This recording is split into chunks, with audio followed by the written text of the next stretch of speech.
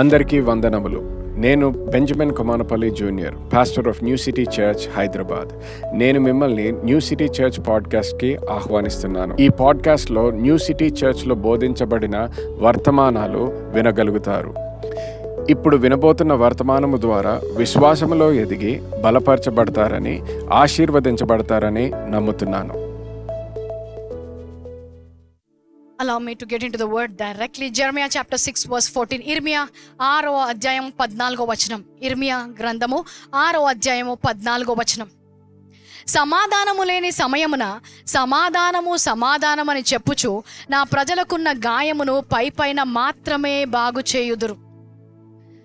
ఎప్పుడైతే నేను ఈ ఆదివారము సంఘానికి ఒక వర్తమానము బోధించాలి అన్నప్పుడు, నేను ప్రార్థన చేయడం మొదలుపెట్టినప్పుడు పరిశుద్ధాత్మ దేవుడు నాతో మొదటిగా మాట్లాడాడు. ఈ వచనము రాస్తున్నది సంఘస్థులకు కాదంట, సంఘ కాపరులకు. ఇలాగా పుల్పిట్ దగ్గర నిల్చొని మాట్లాడే వారితో దేవుడు మాట్లాడుతున్నాడు. ఏంటంటే, నా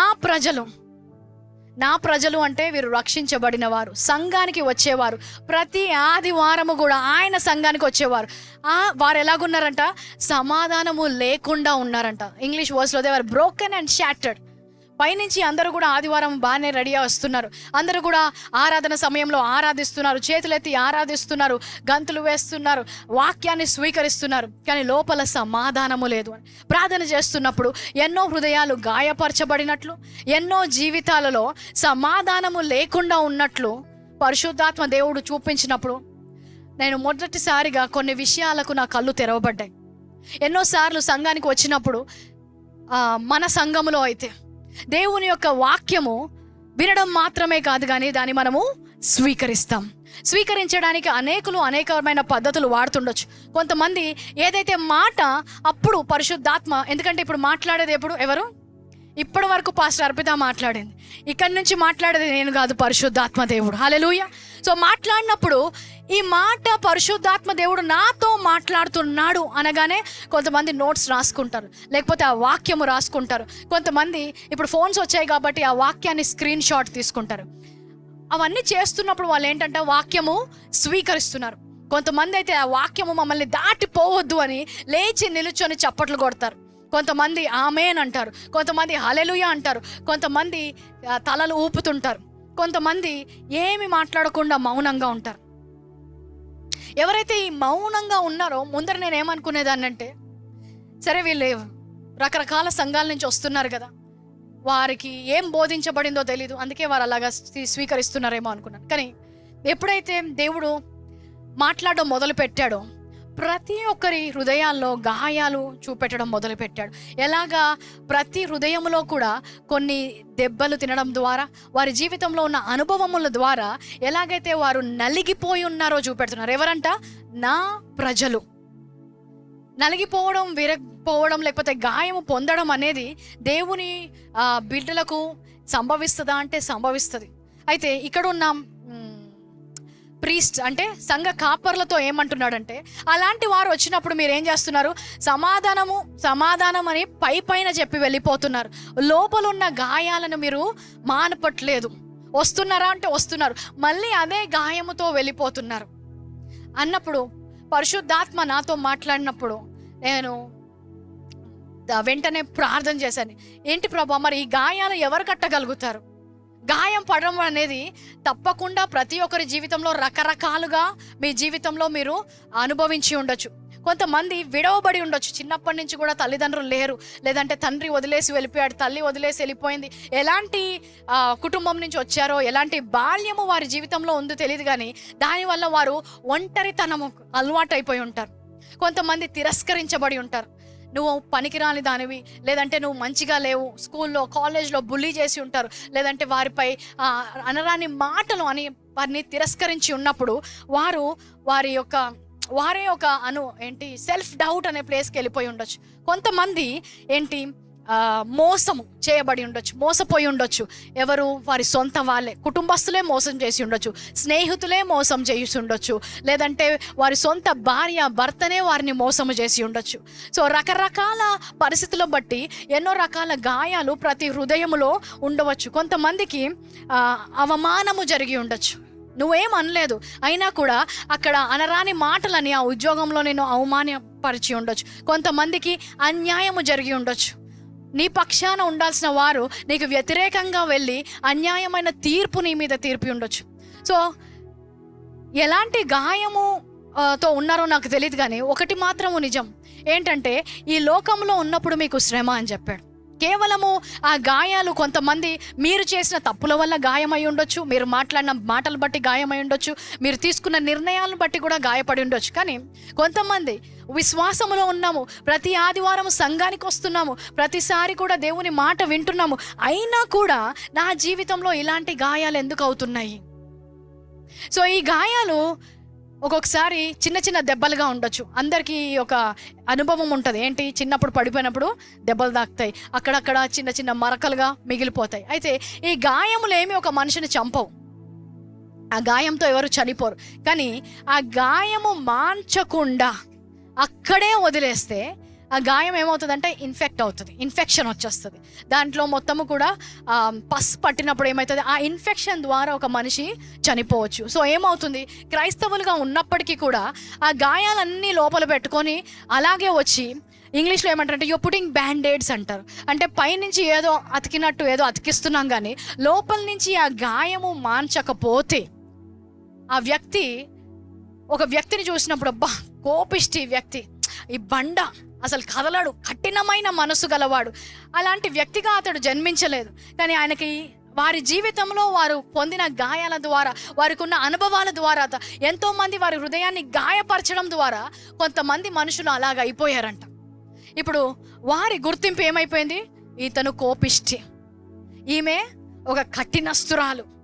అది దేవుడు వారికి ఇచ్చిన గుర్తింపు అది కాదు. కానీ వారికి ఉన్న అనుభవాల ద్వారా వారు ఆ గుర్తింపులో జీవిస్తున్నారంట. ఒక్కొక్కసారి నేను అన్న ప్రకారము మీరేం చేయకపోయినా ఇతరులు గాయపరచవచ్చు.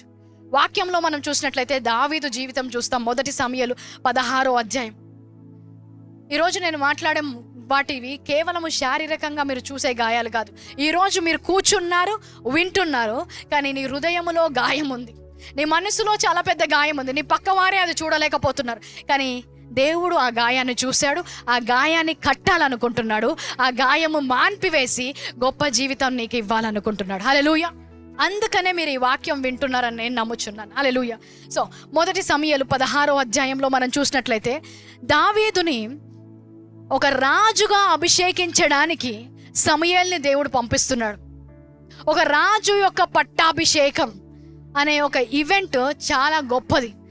ఆ రాజు పట్టాభిషేకం జరిగేటప్పుడు అందరికంటే ముఖ్యమైన వ్యక్తి ఎవరు? ఆ రాజే. ఆ రాజు మీదే అందరు కళ్ళు ఉంటాయి, ఆ రాజు గురించి అందరు చూస్తుంటారు, అన్నీ చేస్తుంటారు. అయితే సమూయేలు ఇప్పుడు దేవుడిచ్చిన తైలము తీసుకొని వెళ్తున్నాడు యెష్షయి ఇంటికి. ఎందుకు?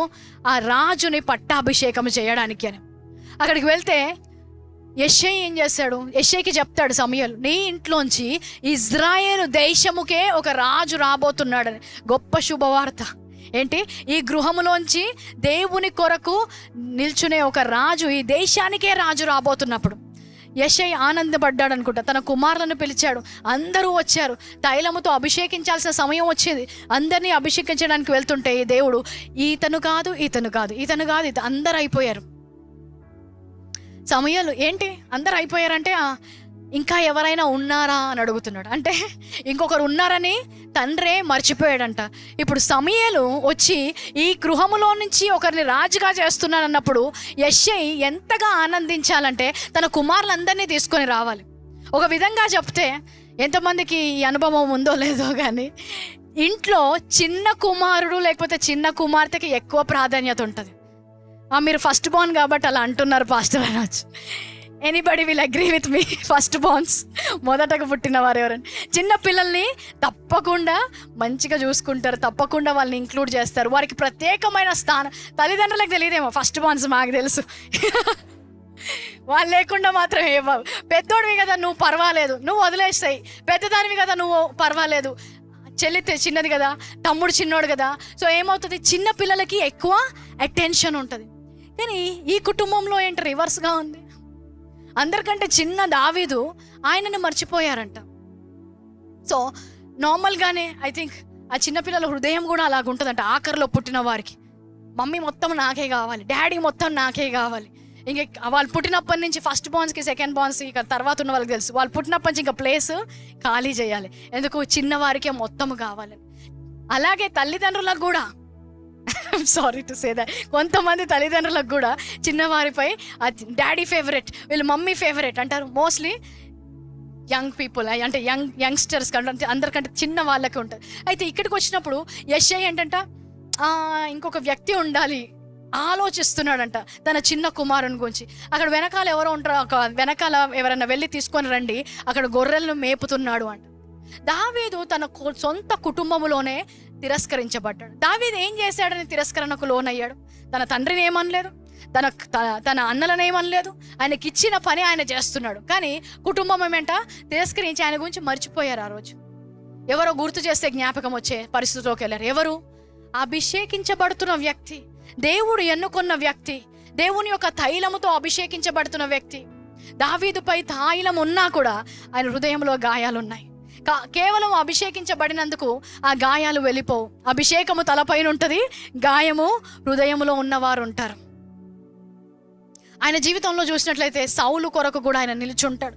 సౌలు ఎప్పుడైతే అన్నిటికంటే భయంకరమైన పరిస్థితిలో, తన యొక్క దేశము మొత్తము కూడా ఒక క్లిష్టమైన పరిస్థితిలో ఉన్నప్పుడు తన ప్రాణానికి తెగించి ఒక యుద్ధము చేయడానికి దావీదు వెళ్తాడు. అక్కడికి దావీదు వెళ్ళి సౌలు, ఇంకొక మాటలో చెప్పాలంటే సౌలు ప్రాణానికి ఆయన ప్రాణం అడ్డుగా వేసుకొని వెళ్తాడు, అందరి ప్రాణాలకి అడ్డుగా వెళ్తాడు, యుద్ధాన్ని జయిస్తాడు. తరువాత సౌలుకి ఒక విచిత్రమైన జబ్బు ఉంటుంది, ఆయన పీడించబడుతుంటాడు.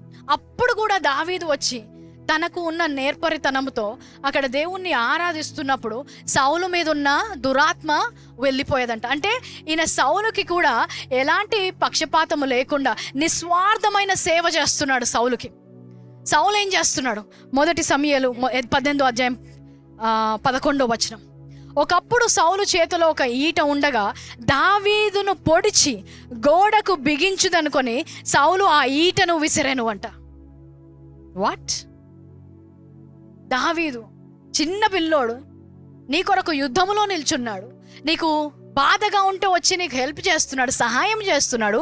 అలాంటి వ్యక్తిని ఈటతో గోడకేసి చంపేయాలనుకుంటున్నాడంట. దావీదు ఏం చేశాడని? ఎంత గాయపడి ఉంటుంది దావీదు మనస్సు. చూడండి అక్కడ ఏమంటాడంటే, అయితే అది తగలకుండా దావీదు 2 మార్లు తప్పించుకను, ఒకసారి కాదు. నాలాంటిది ఉంటే మొదటిసారికే హార్ట్ బ్రేక్ అయిపోయేది. నేను ఇంతగా చేస్తే నా మీదనే ఈట విసురుతారా? మళ్ళీ వెళ్తాము అలాంటి వ్యక్తి దగ్గరికి? అసలు నా ప్రాణానికి అడ్డుగా వేశాను, నీకేమన్నా అయిపోతే నేను వచ్చి నీకు పరిచర్య చేస్తున్నాను, నా కుటుంబాన్ని కూడా కాదనుకోని నీ దగ్గరకు వచ్చాను. ఇంటికి వెళ్తే అన్నలే తిరస్కరించారు, నా కుటుంబమే నన్ను చూసుకోవట్లేదు, ఇక్కడికి వచ్చి సేవ చేస్తుంటే నేను ఏం చేశానని ఇంత కోపంతో నన్ను చంపాలనుకుంటున్నాడు. దావీదు జీవితంలో ఏ తప్పు చేయలేదు. ఒక్కొక్కసారి మీ తప్పు లేకున్నా కూడా మీరు కొన్ని గాయపడిన పరిస్థితుల్లోంచి వెళ్తుండొచ్చు. నేనేం చేశాను ప్రభువా, నేనెందుకు ఇలాంటి పరిస్థితుల్లోంచి వెళ్ళాల్సి వస్తుంది? సౌలు జీవితంలో కూడా ఆయన సౌలుని చంపలేడా? దావీదు బలము లేక ఆయన తప్పించుకుంటున్నాడా? ఎవ్వరూ చంపలేని గొప్ప గొలియాతుని ఆయన పొడిచి చంపేశాడు. సౌలుని చంపడం దావీదుకి రాదా? వచ్చు. ఒక సైన్యము చేయలేని పని ఒక వ్యక్తి చేశాడంట. అయినా కూడా ఆయన తప్పించుకొని వెళ్ళిపోతున్నాడు, ఆ గాయంతో వెళ్ళిపోతున్నాడు. ఎందుకు ఇలాగ చేస్తున్నాడు సౌలు అని? సౌలుకి ఆ పరిచర్య చేసే యొక్క వ్యక్తి యొక్క విలువ తెలియలేదు. ఒక్కొక్కసారి మీరేం చేయకపోయి ఉండొచ్చు, కానీ మీరు అభివృద్ధి చెందుతుంటే కొంతమంది తట్టుకోలేరు. మీ యొక్క విజయములో వారి యొక్క ఓటమి వారికి జ్ఞాపకం వస్తుంటుంది. సౌలుకి ఏం గుర్తొస్తుంది? ఈయన పరిచర్య చేసేది గుర్తు రావట్లేదు, గొలియాతు చంపింది గుర్తు రావట్లేదు, ఒకటే గుర్తొస్తుందంట, ఒక పాట. ఏం పాట పాడారంట? ఏంటి? సౌలుకి 1000 కొలదిగా, దావీదుకి 10,000 కొలదిగా. అదొకటే రింగ్ అవుతుంది మనోడి చెవులో. దావీదు నీకు ఆ రోజు సహాయం చేశాడా, లేకపోతే నీకు హాని చేశాడా? సహాయం చేశాడు, కానీ ఏమైంది? ఇప్పుడు అలాంటి దావీదునే ఈయన గాయపరచాలనుకుంటున్నాడు. దావీదు జీవితంలో ఇలాంటి హృదయ బాధ, వేదన ఎన్నో చూస్తుంటాం. తన సొంత కుమారుడు అభిషాలోం కుమారుడు తన కుమారుడే తనకు వ్యతిరేకంగా పనిచేస్తూ దావీదు దగ్గర ఉన్న వారందరినీ ఒక గ్యాంగ్గా చేసి ఆయనని ఆ రాజ్యంలోంచి వెళ్ళగొడుతున్నాడు. ఎంత నలిగిపోయిన హృదయములో ఆయన ఉంటాడు. దావీదు ఆయన ఎలాంటి వాడు అంటే, చిరకాలము నేను యెహోవా మందిరంలో ఉంటాను అంటున్నాడు. దేవా, నీవు తప్ప నాకు ఆశ్రయ దుర్గమే లేదంటున్నాడు. దేవా, నీ కొరకే నేను నిల్చొని ఉంటే. ఆయన ఆ రోజు కూడా వారు దావీదును పిలిపించినప్పుడు ఆ గొర్రెలను కాస్తున్నప్పుడు కూడా ఆయన ఏం చేస్తున్నాడు? ఆ దేవుణ్ణి ఆరాధిస్తూ ఉన్నాడంట. ఆయన ఏం చెడ్డ తలంపులతో లేడు. అలాంటి వ్యక్తిని కూడా గాయపరుస్తున్నాడు. So what I'm trying to ఏం చెప్పాలనుకుంటున్నా అంటే, ఈ లోకంలో ఉన్నప్పుడు తప్పకుండా గాయపడుతుంది. ప్రతి ఒక్క హృదయం గాయపడుతుంది. You are not the only one. నువ్వు ఒక్క వ్యక్తివే కాదు. ఈరోజు అదొక ప్రత్యక్ష జ్ఞానం. ఎవ్వరికి లేని బాధ నాకే ఉందేమో అనుకుంటున్నావేమో. ఈరోజు ప్రతి ఒక్క విశ్వాసిని గాయపరచడానికి, వారి హృదయాలని నలిపివేయడానికి సాతాను పనిచేస్తూనే ఉంటాడు.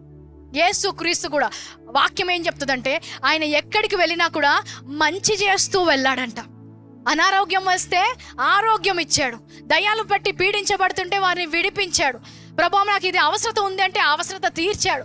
ఎవ్వరు వచ్చినా కూడా ఏ హాని చేయకుండా మంచి చేశాడంట. అలాంటి యేసుక్రీస్తుని కూడా ఏం చేశారు? గాయపరిచారు, తిరస్కరించారు, అవమానించారు, అన్యాయపు తీర్పులో నిల్చోబెట్టాడు. ఆయనను కూడా గాయపరిచాడు. యేసుక్రీస్తునే ఈ లోకము గాయపరిచిందంట. సో నిన్ను తప్పకుండా గాయపరుస్తుంది. సో గాయాలు ఉండడం అనేది ఒక గొప్ప విషయం ఏం కాదు. ప్రతి ఒక్కరి జీవితంలో గాయాలు ఉంటాయి. కానీ ఆ గాయాలు మాన్పివేయగల దేవుడు ఉన్నాడు. ఆ గాయములోంచి నేను బయటికి రాగలుగుతాననే విశ్వాసము కొంతమందికే ఉంటాయంట. గాయాల్లోంచి బయటికి రావాలి. నేను ఇందాక అన్నాను, అదే గాయముతో అలాగే ఉంటే ఏమవుతుంది? ఇన్ఫెక్షన్ అవుతుంది. బాడీ అంతా ఇన్ఫెక్ట్ అయిపోతుంది. నిన్ను నువ్వు వేరే వ్యక్తిగా నిన్ను చూసుకోవడం మొదలు. దేని కొరకు దేవుడు నిన్ను సృష్టించాడో అలాగే నిన్ను చూసుకోగానే ఇంకొక గుర్తింపుతో నువ్వు జీవిస్తుంటావు. గాయాలు ఈరోజు దేవుడు మాన్పబోతున్నాడని నేను నమ్ముచున్నాను. ఆమేన్. సో ఎప్పుడైతే గాయపడే పరిస్థితి ఉంటుందో, ఎస్పెషల్లీ నా ప్రజలు అంటున్నాడు, బిలీవర్స్, వారు గాయపడ్డప్పుడు ఏం చేస్తారంటే మొట్టమొదటి పక్కవారిని చూస్తారు. ఎవరు? చర్చికి రాలేదు, 21 days గ్లోరీకి రాలేదు, ఒక ఫాస్టింగ్ ప్రేయర్కి రాలేదు, ప్రైజ్ అండ్ వర్షిప్లో వెనకాల ఉంటారు, వాక్యం చెప్తుంటే నిద్రపోతారు, నేనేమో నోట్స్ తీసుకున్నా, వారికేమో అంత మంచిగా అవుతుంది, నాకెందుకు ఇలాగవుతుంది? నేను కదా దేవా వర్షంలో నేను కదా దేవా ఇది చేశాను, నేను కదా దేవా అది చేశాను, ఎందుకు ఇలాంటి వారికి ఇలాగవుతుంది? ఆఫీస్కి వెళ్తావు, నేను సంఘంలో ఉన్నాను, వీరేమో అసలు దేవుడే ఎరగని ప్రజలు, వీరికేంటి ఇంత మంచిగా అవుతున్నాయి, వీరికేంటి వివాహం జరిగిపోతుంది, వీరికేంటి అసలు ఇన్ఫర్టిలిటీ ప్రాబ్లమే లేదు.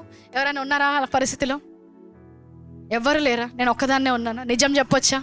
దేవుని సన్నిధిలో నిజం చెప్పొచ్చా? హల్లెలూయా. హలో, గాయపడ్డవారు ఎవరైనా ఉన్నారా? హల్లెలూయా. కొంతమందికి చేతులకు గాయాలయ్యాను కూడా, చేయి కూడా లేయట్లేదు. దేవుడు మిమ్మల్ని స్వస్థపరచును గాక. కీర్తన 73వ కీర్తన 16వ వచనం. Telugu service, please put in Telugu. ఆయనను దీనిని తెలుసుకోవాలని ఆలోచించినప్పుడు, వర్స్ 15 అనుకుంటా తెలుగులో, ఇలాగూ ముచ్చటించుతాను నేను అనుకునే ఎడల నేను నీ కుమారుల వంశము మోసపుచ్చిన వాడు నగదును. Next verse. ఆయనను దీన్ని తెలుసుకోవాలని ఆలోచించినప్పుడు, వర్స్ 17, నేను దేవుని పరిశుద్ధ స్థలంలోనికి పోయి వారి అంతము గురించి ధ్యానించే వరకు ఆ సంగతి నాకు ఆయాసకరముగా ఉండెను. దావీదుకి అర్థం కావట్లేదు. ఎందుకు ఆ కీర్తనకారుడికి అర్థం కావట్లేదంట. ఎందుకు వీరు మంచిగా ఉన్నారు, ఎందుకు నా జీవితంలో ఇది జరుగుతుంది, వారికి ఎందుకు ఏం అవ్వట్లేదు, నాకెందుకు నా జీవితంలో ఇలాగ అవుతుంది అని ఎంతోమంది ప్రశ్నించారు. యోబు జీవితంలో కూడా మనం చూసినట్లయితే అదే ప్రశ్నించాడు. ఇర్మియా 12వ అధ్యాయం 1వ వచనం. ఇర్మియా జీవితంలో కూడా 12వ అధ్యాయం 1వ వచనంలో ఆయన ప్రశ్నిస్తున్నాడు, యెహోవా, నేను నీతో వాదించినప్పుడు నీవు నీతిమంతుడుగా కనబడుతువు, అయినను న్యాయము విధించుట గురించి నేను నీతో మాట్లాడుదును. దుష్టులు తమ మార్గములో వర్ధిల్లనేలా, మహావిశ్వాసఘాతకులు సుఖింపనేలా. వారేంటంట? సుఖిస్తున్నారు, హాయిగా ఉంది వారి జీవితం చూస్తుంటే. మా జీవితం ఎందుకు ఇలాగుంది ప్రభువా? అన్నిట్లో నాకు న్యాయం చెప్తావు కదా, ఏదైనా అడిగినప్పుడు నాకు సరిగ్గా చూపెడతావు కదా, నాకు ఆన్సర్ రావాలి ప్రభువా. ఎందుకు నా జీవితంలో ఇలా జరుగుతుంది, ఎందుకు నా జీవితంలో ఇలాగ జరుగుతుంది, వారి జీవితంలో ఏం జరగట్లేదు? ఇర్మియా ప్రశ్నించాడు, దావీదు ప్రశ్నించాడు, యోబు ప్రశ్నించాడు, ప్రవక్తలు ప్రశ్నించారు. ఈరోజు మనలో కొంతమంది ప్రశ్నిస్తున్నారు, కానీ వారు చేయి లేపట్లేదు. వారితో దేవుడు మాట్లాడబోతున్నాడు. సో ఈరోజు వాక్యము వింటుండగా మొదటిగా ఎలాంటి కష్టంలో ఉన్నా, ఎలాంటి గాయంలో ఉన్నా, మొదటిగా నువ్వు తీసుకోవాల్సిన మొదటి మెట్టు ఏంటంటే నీ ఆలోచన మార్చుకోవాలంట. అదే స్థితిలో ఉన్నావు, కానీ ఈరోజు ఆలోచన మార్చి ఆ పరిస్థితి నువ్వు చూడాలని నేను కోరుకుంటున్నాను. ఆలోచన మారాలి. ఏంటి, ఈరోజు ఆ వాక్యంలో మనం చూసినట్లయితే తప్పకుండా దెర్ ఈస్ అ సెపరేషన్. వాళ్ళు ఒక విధమైన ప్రజలు ఉన్నారు, మేము ఒక రకమైన ప్రజలు. 2 రకాల ప్రజలు ఉన్నారు. వారు ఒక రకమైన ప్రజలు, వారు దేవుని ఎరగని వారు. మేము ఒక రకమైన ప్రజలం. ఎవరు? దేవుని చేత విమోచించబడ్డ వారం, ఆయన రక్తము చేత కడగబడ్డ వారం, రక్షణ పొందిన వారం, ఈరోజు ఆయనలో మేము నిలుచొని ఉన్న వారం. అలాంటి ప్రజలము ఎవరు? మేము.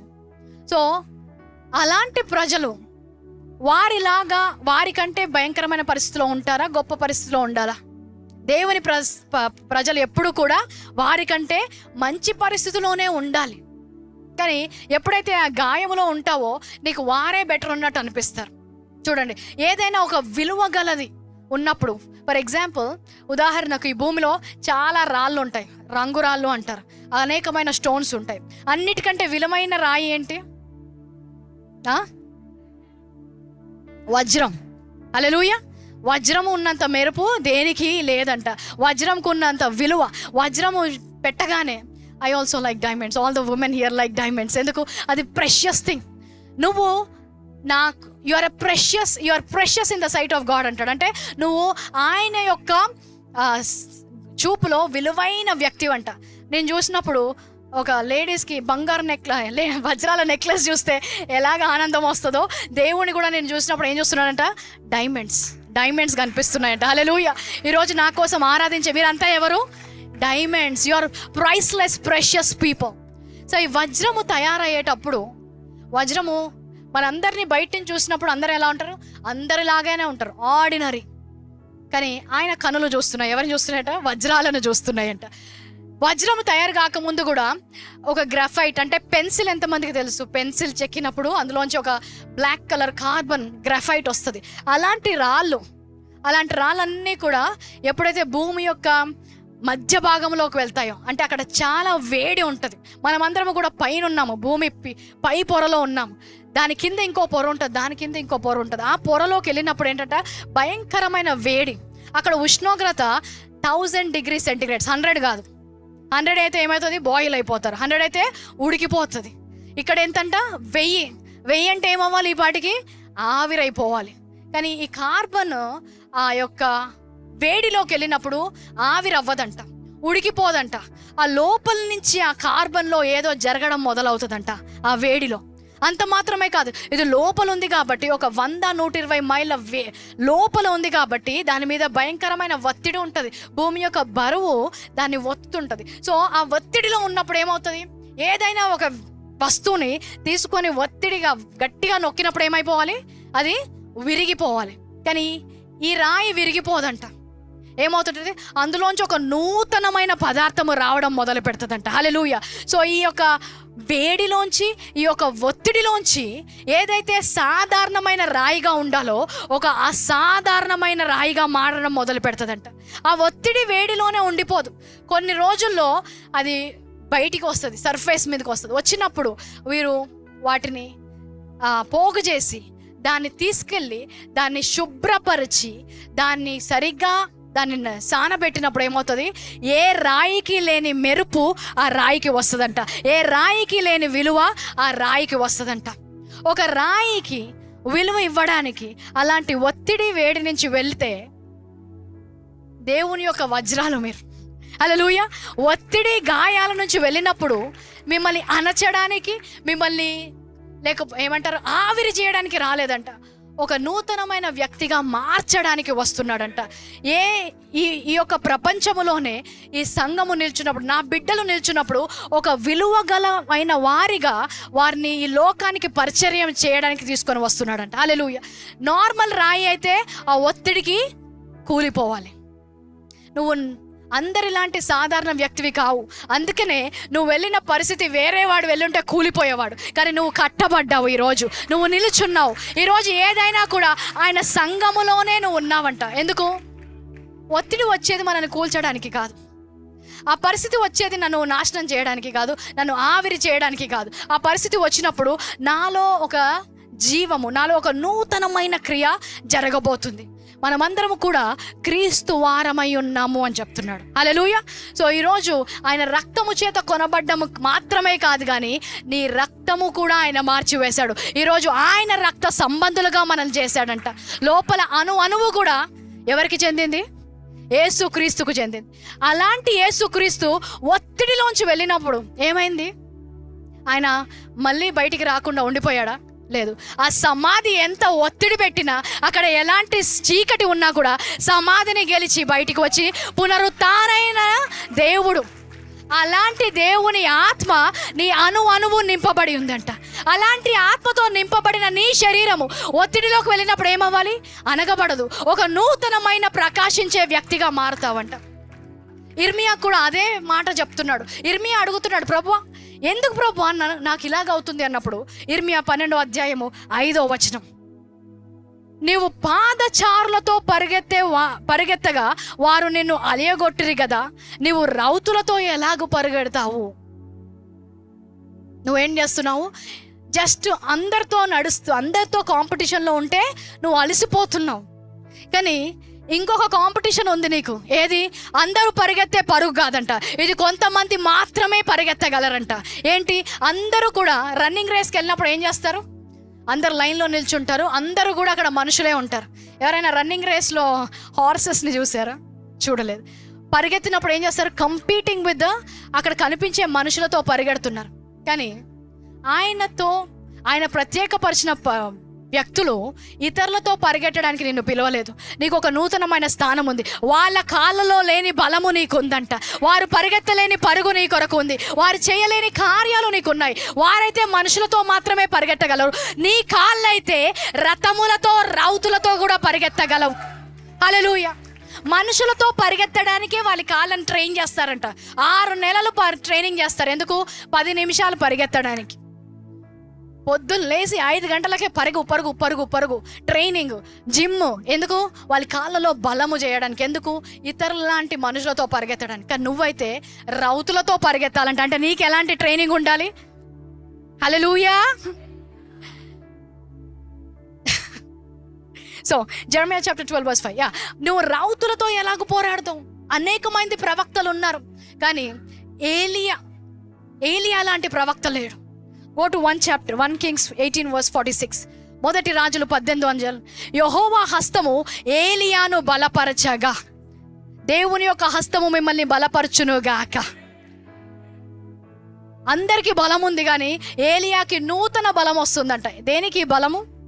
అతడు నడుము బిగించుకొని, సంబడి గెట్ రెడీ, నడుము బిగించుకోండి, దేవుని యొక్క బలము మీకు రాబోతుంది. ఏంటి? ఆహాబు కంటే ముందుగా, where is the verse in Telugu? ముందుగా పరిగెత్తుకొని పోయి ఇజ్రాయేలు గుమ్మమునొద్దకు వచ్చెను. Where is the verse? Chariots. If you don't find in Telugu, put it in English. He tied his cloak and belt and ran ahead of Ahab's chariot అంటాడు. ఆహాబు కంటే ముందుగా. ఆహాబు ఎలాగెళ్తున్నాడు? నడవట్లేదు. ఆహాబు రథము మీద వెళ్తున్నాడు. ఆయన ఎవరు? రాజు. ఆహాబు రథం మీద వెళ్తుంటే ఏలియాకి ఎంత బలం వచ్చిందంటే ఆ రథము కంటే కూడా ఆయనను దాటేసి ముందుగా వెళ్ళాడంట. హల్లెలూయా. సో ఈరోజు దేవుడు నీ కొరకు ఉంచిన గమ్యము ఇతరులాంటి గమ్యము కాదు. వారు పరిగెట్టలేరు. ఆయన ఎందుకు మిమ్మల్ని రౌతులతో పరిగెట్టమంటున్నాడు? అలాంటి స్థానానికి మిమ్మల్ని తీసుకెళ్ళబోతున్నాడు కాబట్టి. అలాంటి పరుగు నువ్వు పరిగెట్టగలవు కాబట్టి. ఇతరులు పరిగెట్టలేరు. ఎవరు?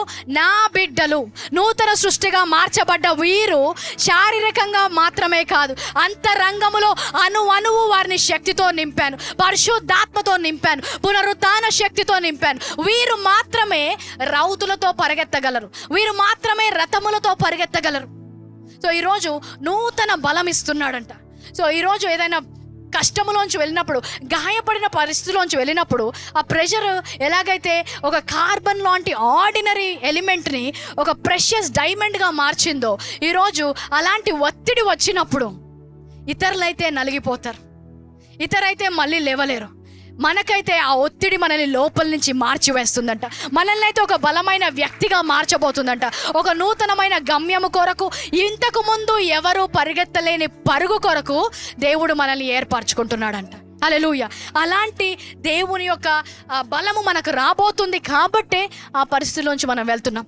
సో ఇలాంటి చిన్న చిన్న గాయాలు, ఇలాంటి చిన్న చిన్న పరిస్థితులకే మీరు సొమ్మసిల్లిపోతే ఎలాగా? ఇలాంటి చిన్న చిన్న వాటికే మీరు పడిపోతే ఎలాగా? మీరు దేని కొరకు నిర్మించబడ్డారో మీకు తెలియదా? అగ్ని కొరకు నిర్మించబడిన వారు, సింహపు బోనుల కొరకు నిర్మించబడిన వారు. హల్లెలూయా. ఎలాంటి పరిస్థితులైనా తట్టుకొని నిలుచునేవారు. అలాంటి వాటి కొరకు దేవుడిని నిర్మించాడు. అందుకే ఇర్మియాతో అంటున్నాడు, ఇర్మియా నువ్వైతే పరిస్థితులు చూస్తున్నావు, నేను నా యొక్క కోరిక ఏంటంటే నువ్వు దేని కొరకు నిర్మించబడ్డావో నువ్వు గనుక చూస్తే ఈ ప్రశ్న నన్ను అడగవు. నువ్వు రథముల కొరకు నిర్మించబడ్డావు. నువ్వు అందరికంటే ముందుగా పరిగెత్తడానికి నిర్మించబడ్డావు.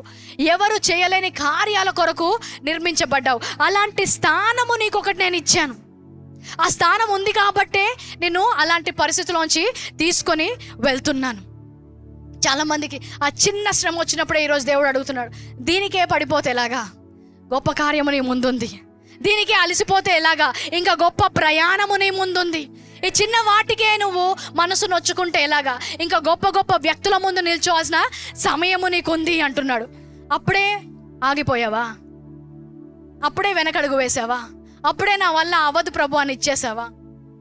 You are not going to quit because you are not from the place, you are not from the bunch who will quit, you are from the bunch who will run the race. Amen. So manamu, you are not just running with men, but you are being trained to run with horses. మనుషులతో పరిగెత్తడానికి మాత్రమే మమ్మల్ని సృష్టించలేదంట, రథములతో పరిగెత్తడానికి సృష్టించబడ్డవారు మీరు. అలాంటి బలము రావాలి, అలాంటి ప్లేస్లోకి రావాలి అంటే ఏమవుతుంది? అలాంటి ప్రెషర్స్లోనే వారు కట్టబడతారు. చూడండి, మలాకి 3వ అధ్యాయము 16వ వచనం. మలాకి 3వ అధ్యాయం 16వ వచనం. పక్కవారితో చెప్పండి, నా గురించే చెప్తుంది పాస్టర్ గారు అని చెప్పండి.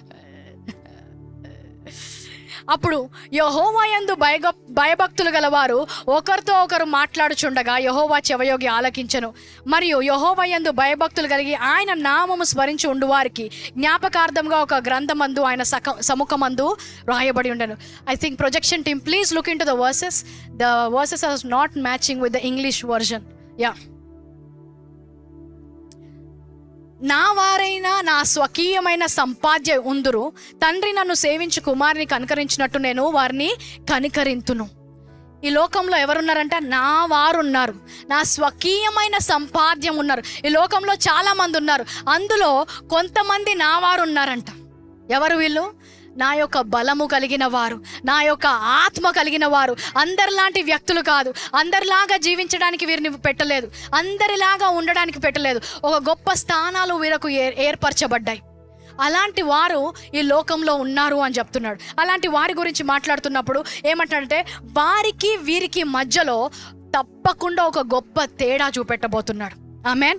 తప్పకుండా ఒక గొప్ప తేడా రాబోతుంది. ఒక రోజు రాబోతుంది, వారు కేవలం మనుషులతో మాత్రమే పరిగెత్తగలరు, కానీ వీరు రథములతో పరిగెత్తే రోజు రాబోతుంది. వారందరినీ ఓవర్టేక్ చేసి, అహాబు యొక్క రథములను కూడా ఓవర్టేక్ చేశాడంట ఏలియా. అదే వాక్యము హెబ్రీయులకు రాసిన పత్రిక 12వ అధ్యాయం 27వ వచనంలో చెప్తున్నాడు.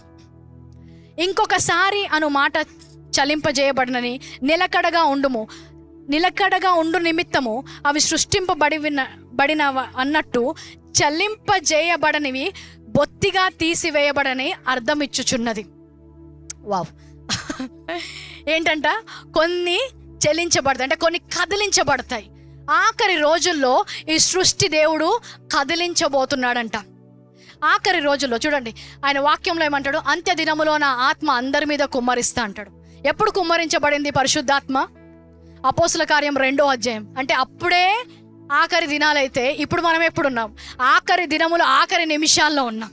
ఆఖరి నిమిషాల్లో ఆయన సృష్టిని మొత్తం కదిలించబోతున్నాడంట. అన్నీ కదలబోతున్నాయి. ఈ ఎకానమీ సిస్టమ్ కదలబోతుంది.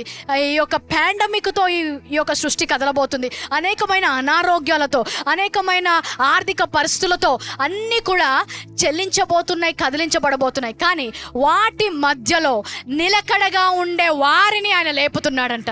వాటి మధ్యలో స్థిరంగా ఉండే వారిని లేపుతున్నాడంట. చెల్లించని వ్యక్తులను ఆయన లేపుతున్నాడంట. సో అందరూ పడిపోతుండొచ్చు, అందరూ కూలిపోతుండొచ్చు, అందరూ వణికిపోతుండొచ్చు, కానీ నేనైతే నిలకడగా ఉండబోతున్నానని చెప్పండి.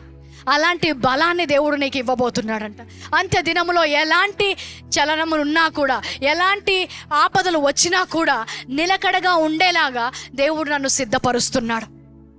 ఎలాంటి పరిస్థితులు వచ్చినా కూడా నాకు తెలుసు ఈ పరిస్థితి ఎందుకు వచ్చిందంటే నేను తట్టుకోగలను కాబట్టే నాకు ఈ పరిస్థితి వచ్చింది. తట్టుకోలేని వారికి ఆ పరిస్థితి ఇవ్వడంట. సో అలాంటి పరిస్థితి వచ్చినప్పుడు ఏం చెప్పాలి? దేవా, నన్ను నమ్మినందుకు వందనాలు, ఇంత శక్తి నాలో ఉందని మీరు గుర్తించినందుకు వందనాలు, ఇంత గొప్ప పరిస్థితి నుంచి నేను బయటికి రాగలనని మీరు విశ్వసించి ఇలాంటి పరిస్థితి నాకు ఇచ్చినందుకు వందనాలు. ఎందుకు? ఈమె బాడీ దేంతో చేయబడిందంటే ఇనుముతో చేయబడింది. హల్లెలూయా. అగ్ని కాల్చడానికి వచ్చినప్పుడు, అగ్ని మన దగ్గరకు వచ్చినప్పుడు అగ్నే పారిపోతుందంట. నాకంటే ఎక్కువగా మండుతుంది ఈ సంఘం ఎవరు అని, నాకంటే ఎక్కువ మంట ఉంది వీరు ఎవరు అని. హల్లెలూయా. సో అలాంటి వ్యక్తులను ఆయన తయారు చేస్తున్నాడంట. సో ఇప్పుడున్న చిన్న చిన్న వాటి కొంతమంది బిజినెస్లో ఒత్తిడి ఇంత చిన్న బిజినెస్కే ఒత్తిడి అయితే 3000 మందిని నీ కింద ఎంప్లాయీగా ఇచ్చే బిజినెస్ నువ్వు ఎలా తట్టుకోగలుగుతావు? ఇప్పుడే జ్వరము, ఒళ్ళు నొప్పులు, పాండమిక్ వస్తుంది, COVID-19, అదేలాగా తట్టుకుంటావు. ఇప్పుడు ఏం చేస్తున్నాడంట? బిల్డ్ చేస్తున్నాడు, కడుతున్నాడు నిన్ను. ఆఖరి వారం వచ్చింది, ఇంకా చాలా బిల్స్ ఉన్నాయి పే చేయడానికి. ఇప్పుడే ఆ చిన్న లెక్కలకి నీకు తలబోతుంటే కొన్ని రోజుల్లో దేశాల నుంచి షిప్మెంట్స్ రాబోతున్నాయి, వాటన్ని లెక్కలు రాసుకోవాలి. అవన్నీ నువ్వు ఎలాగ చేయబోతున్నావు? హల్లెలూయా. వెనకున్న వారు నిద్రపోకపోతుంటే హల్లెలూయా చెప్పండి. Thank you so much. వాటన్నిటి అంటే ఇప్పుడున్న పరిస్థితుల కంటే భయంకరమైన పరిస్థితి వచ్చినా కూడా నేను నిలబడబోతున్నాను. అలాంటి వ్యక్తిగా దేవుడు నన్ను తయారు చేయబోతున్నాడు. ఎందుకు? ఎలాంటి భయంకరమైన పరిస్థితి వచ్చినా, ఈ సృష్టిలో ఎవరు కదిలించబడినా బడకపోయినా, అదిగో నా స్వకీయ సంపాదన ఉంది చూడండి, వారు కదిలించబడరు. వారిని నేను తయారు చేసుకున్నాను, వారిని నేను అగ్ని కొరకు తయారు చేసుకున్నాను, వారిని తుఫాను కొరకు తయారు చేసుకున్నాను, ఎలాంటి పరిస్థితుల్లో అయినా నిల్చునేలాగా తయారు చేసుకున్నాను. నా బలము వారికి ఇచ్చాను. వారి కాళ్ళలో అంత బలము ఉందంట. So you are being built for stronger things. ఈరోజు గొప్ప వాటి కొరకు మనల్ని కడుతున్నాడంట. ఈ చిన్నవి మనము హ్యాండిల్ చేయలేకపోతే, అంటే కొంతమంది ఇప్పుడు నాకు అర్థమవుతుంది ఎందుకు చెప్పట్టు, ఇంత దానికే మనం తట్టుకోకపోతే ఇంకా ఎక్కువ వస్తుందని చెప్తుంది ఏంటి పాస్టర్ అమ్మ, ఇంకా గొప్ప శ్రమలు వస్తున్నాయి అంటుంది ఏంటి? గొప్ప శ్రమల కొరకు ఆయన నిన్ను సిద్ధపరిచాడు. ఎవరు కూడా తట్టుకోలేని నువ్వు తట్టుకోగలవు కాబట్టే. హల్లెలూయా. లెట్ మీ రీడ్ కీర్తనల 34:19. నీతిమంతునికి, ఎంతమంది నీతిమంతులు ఉన్నారు? కొంతమంది చెయ్యి ఎత్తలేకపోతున్నారు. వారిని దేవుడు దీవించును గాక. మీరు నీతిమంతులుగా దేవుడు మార్చాడు. సిలువ మీద ఆయన పాపముగా మారినప్పుడే నువ్వు దేవుని నీతిగా మార్చబడ్డావంట. హల్లెలూయా. ఎంతమంది నీతిమంతులు ఉన్నారండి? హల్లెలూయా. నీతిమంతుకి కలుగు ఆపదలు 1 అయి ఉన్నది, 2 అయి ఉన్నవి, సంవత్సరానికి 1 అయి ఉన్నవి, 10 సంవత్సరాలకు 1 అయి ఉన్నవి. ఏంటంట? నీతిమంతులు కలుగు ఆపదలు అనేకముల కొరకు నేను రెడీగా ఉన్నాను అని చెప్పండి. అనేకముల కొరకు దేవుడు నన్ను తయారు చేశాడని చెప్పండి. హల్లెలూయా. ఎందుకు? అన్నిటిలో నుండి యెహోవా వాణిని ఎవరంట నేను విడిపించేది? అలాంటి కార్యములో ఇప్పుడు నేనే పరిగెత్తుకోవాలి, నేనే అంటున్నాను.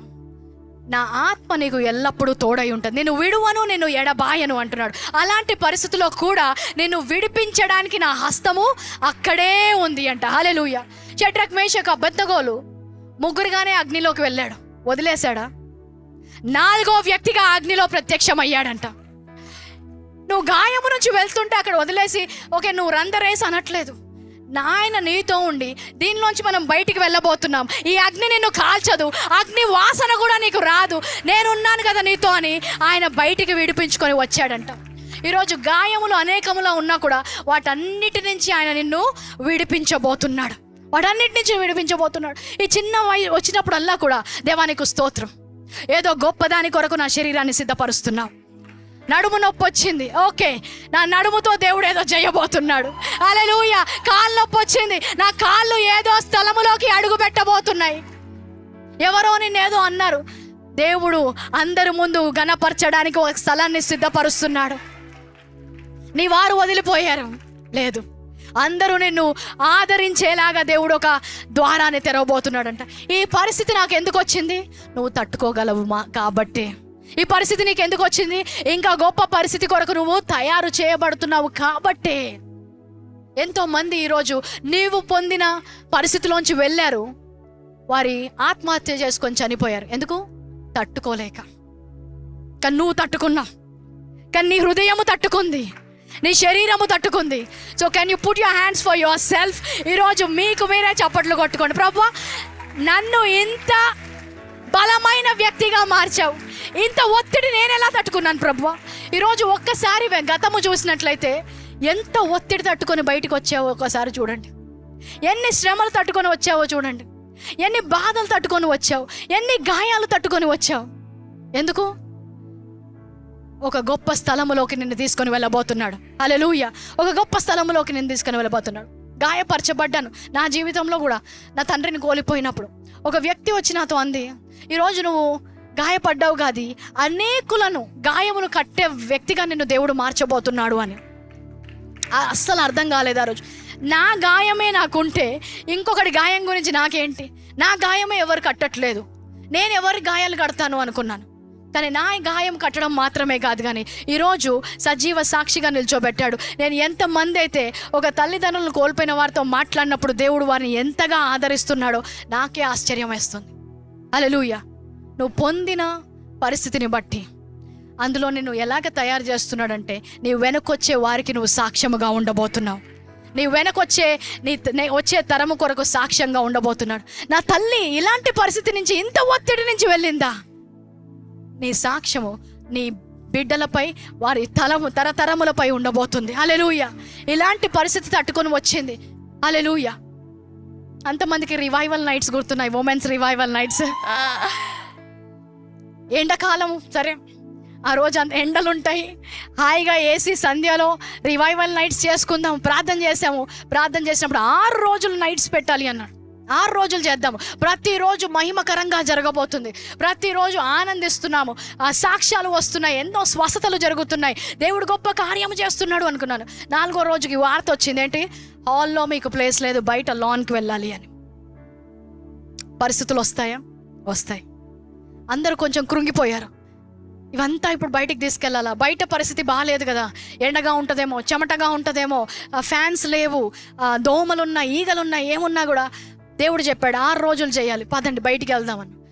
5వ రోజు ప్రార్థన చేస్తుంటే ఆరాధన ముగిస్తుండగా వర్షం పడింది. వర్షం పడ్డప్పుడు ప్రార్థన చేశాము, కొన్ని నిమిషాల్లో వర్షము ఆగిపోయింది. అందరూ చప్పట్లు కొట్టారు, ఆనందించారు. దేవుడు గొప్ప కార్యము చేశాడు. దేవుడి యొక్క గొప్ప మహిమ మనం చూడబోతున్నాం. 6వ రోజు, ఆఖరి రోజు, అందరూ సిద్ధపడి ఉన్నారు. ఇంతకుముందు ఎక్కడి నుంచి లేని వారు కూడా టికెట్లు పెట్టుకొని కూడా ఆ రోజు అక్కడికి వచ్చారు. 6వ రోజు నేను ఇంట్లోంచి బయటికి వస్తుంటే గొప్ప తుఫాను, అలాంటి గాలి నేను ఎప్పుడూ చూడలేదు. అంత గాలి వస్తుంది, చెట్లన్నీ కొట్టుకుపోతున్నాయి. ఇక్కడ సెటప్ చేశారు. ఏం చేశారు? టీవీ మానిటర్స్ పెట్టారు. అన్నీ పెడితే ఆ గాలికి టీవీ కింద పడిపోయింది. ఆ రోజు టీవీ పగిలిపోయింది. మనది టీవీ పగిలిపోయింది. ప్రొడక్షన్ వాళ్ళందరూ భయపడుతున్నారు, ఏం జరగబోతుందో అని. చినుకులాగా స్టార్ట్ అయినది ఒక పెద్ద వర్షముగా మారింది. దగ్గరికి వస్తుంటే ఆ వర్షము ఏ వైపునా కూడా తగ్గే పరిస్థితి కనిపించట్లేదు. అక్కడికి వెళ్ళక ముందరే ఫోన్స్ వస్తున్నాయి, ఆల్రెడీ చాలా ఇలాగుంది మొత్తం పరిస్థితి, వరదలాగా అయిపోతుంది, లాన్ అంతా భయంకరంగా వస్తుంది.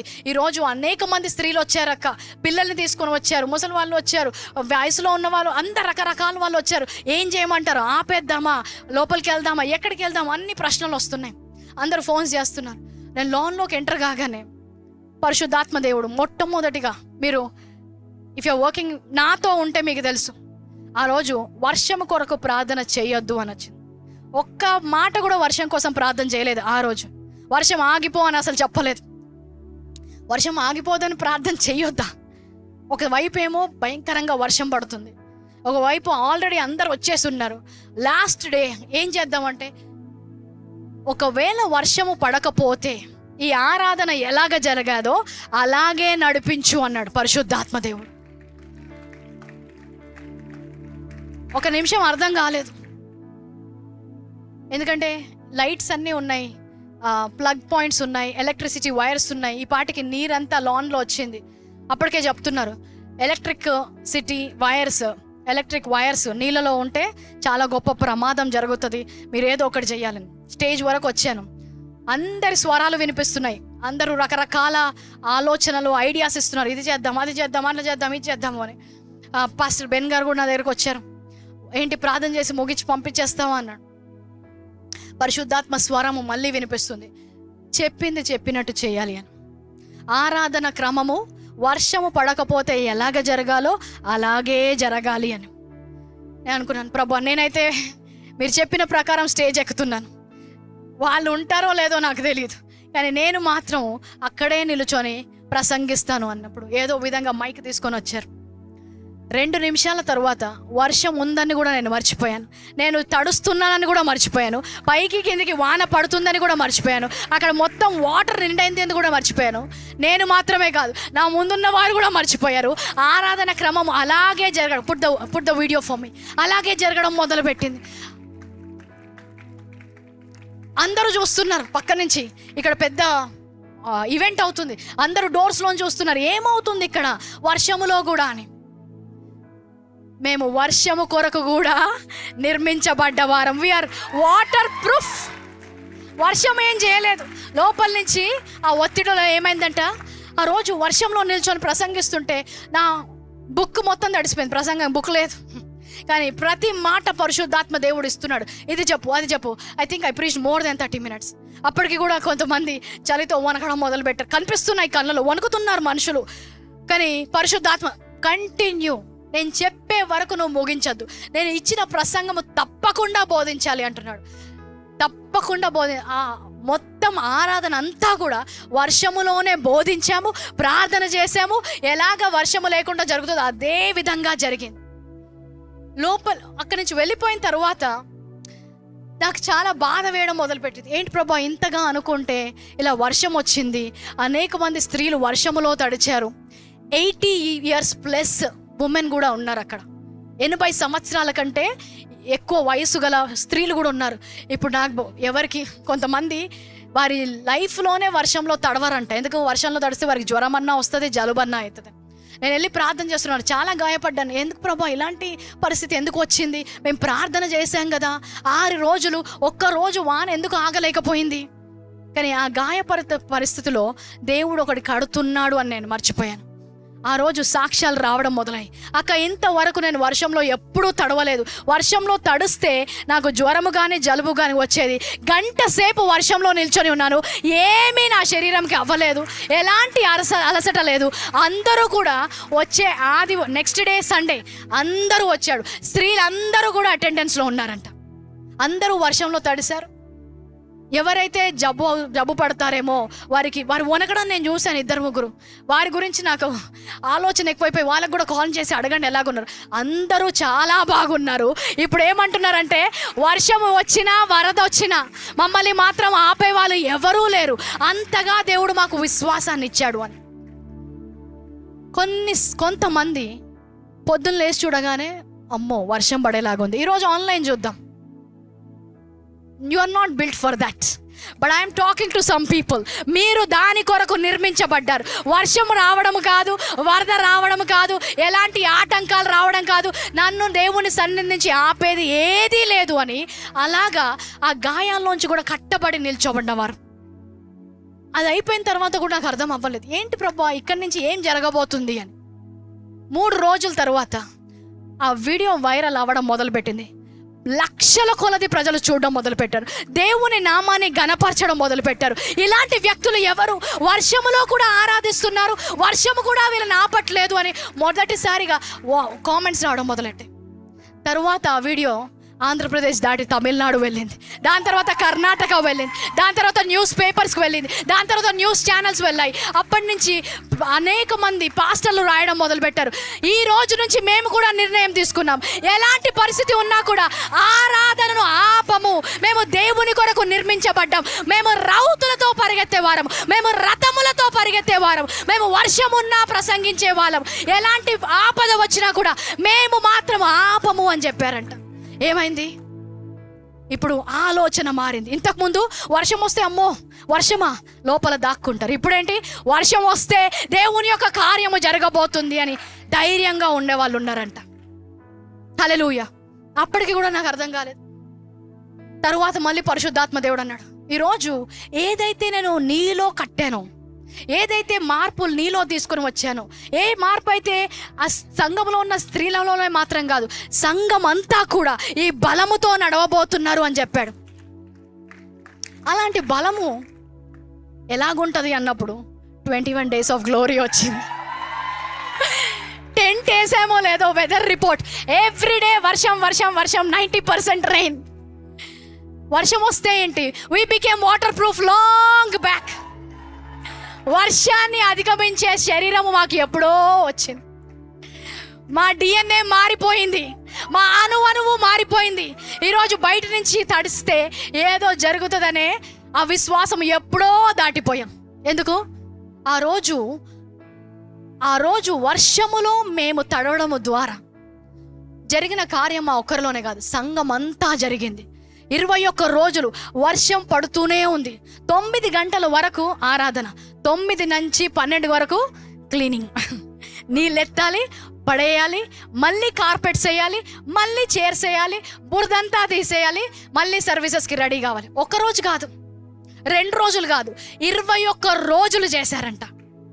అలిసిపోలేదు, హల్లెలూయా, ఆగిపోలేదు, కృంగిపోలేదు, సంతోషముతో చేశాం, ఆనందంగా చేశాము. హల్లెలూయా. ఒకరోజు ఒక వ్యక్తి నా దగ్గరకు వచ్చి చెప్పాడు, ఆ రోజు అయితే ఐ థింక్ అంతా అయిపోయిందని అందరం చేసి వెళ్ళిపోయిన తర్వాత మళ్ళీ వర్షం పడింది. ఇప్పుడు ఎంతమంది ఉన్నారు టెంట్లో? 5 ఉన్నారు. ఏదైతే 30 మంది చేయాలో ఈ 5 పడ్డది ఈ పని. నాకు ఒక ఫోన్ చేయలేదు, ఏమీ అనలేదు, మళ్ళీ వర్షం పడ్డది అనేది ఏమీ అనలేదు. పొద్దున వచ్చేసరికి అంతా సెటప్ రెడీ ఉంది. ఏంటంటే మాకే తెలియదక్క, 30 మంది చేయాల్సింది 5 2 గంటల్లో మొత్తము చేసాము. ఆరాధన సమయానికి ఏదైతే చేయాలో అన్నీ కూడా అలాగే జరిగాయి. మళ్ళీ అన్నిటికంటే విచిత్రం ఏంటంటే మా బాడీలో అసలు అలసటనే లేదు. ఏదో మేము చేసినట్టు మాకు ఒళ్ళు నొప్పులు కూడా లేవు. 6 గంటల ఆరాధనలో మళ్ళీ కూర్చున్నారంట. కొంతమంది ప్రెషర్కి పడిపోయి వర్షానికి తట్టుకోలేక 21 డేస్కి రాలేదు. దేవుడు మిమ్మల్ని కట్టే ఒక గొప్ప భాగ్యాన్ని కొంతమంది మిస్ అయ్యారు. కానీ కొంతమంది అయితే ఈరోజు ఇక్కడ నిల్చొని ఉన్నారు. దేవుడు వారిని కట్టాడు. ఆ వర్షములో కూడా, వర్షము నీటిలో, సీ దట్, నీళ్ళు వచ్చాయి, నీళ్ళల్లో వారి కాళ్ళు పెట్టుకొని ఏం చేస్తున్నారు? వాక్యం వింటున్నారు. ఏదో చల్ల గాలి వీయడం కాదు, ఐస్ లాంటి నీళ్ళల్లో కాళ్ళు పెట్టుకొని. ఫస్ట్ రోలో ఉన్నవాళ్ళు ఎవరు కూడా 60 years కంటే తక్కువ ఉన్నవాళ్ళు కాదు. 80 ఏళ్ళ వారి శరీరము ఆ వర్షాన్ని తట్టుకోవడానికి, ఆ యొక్క చలిని తట్టుకోవడానికి పరిశుద్ధాత్మ దేవుడు మార్చేశాడంట. ఇప్పుడు వెదర్ రిపోర్ట్ వస్తే వాళ్ళు ఆగిపోతారా? వర్షం వస్తే ఇంట్లో ఉండిపోతారా? గాలి వస్తే దేవుణ్ణి ఆరాధించకుండా ఉంటారా? మా బాడీస్ అన్నీ ఆ స్టేజ్ ఎప్పుడో దాటేస్తాయి. హల్లెలూయా. మీరు కేవలం మనుషులతో మాత్రమే పరిగెడతారు. మేమైతే రౌతులతో, రథములతో పరిగెత్తే బలము గల కాళ్ళు గల వారము. హల్లెలూయా, హల్లెలూయా.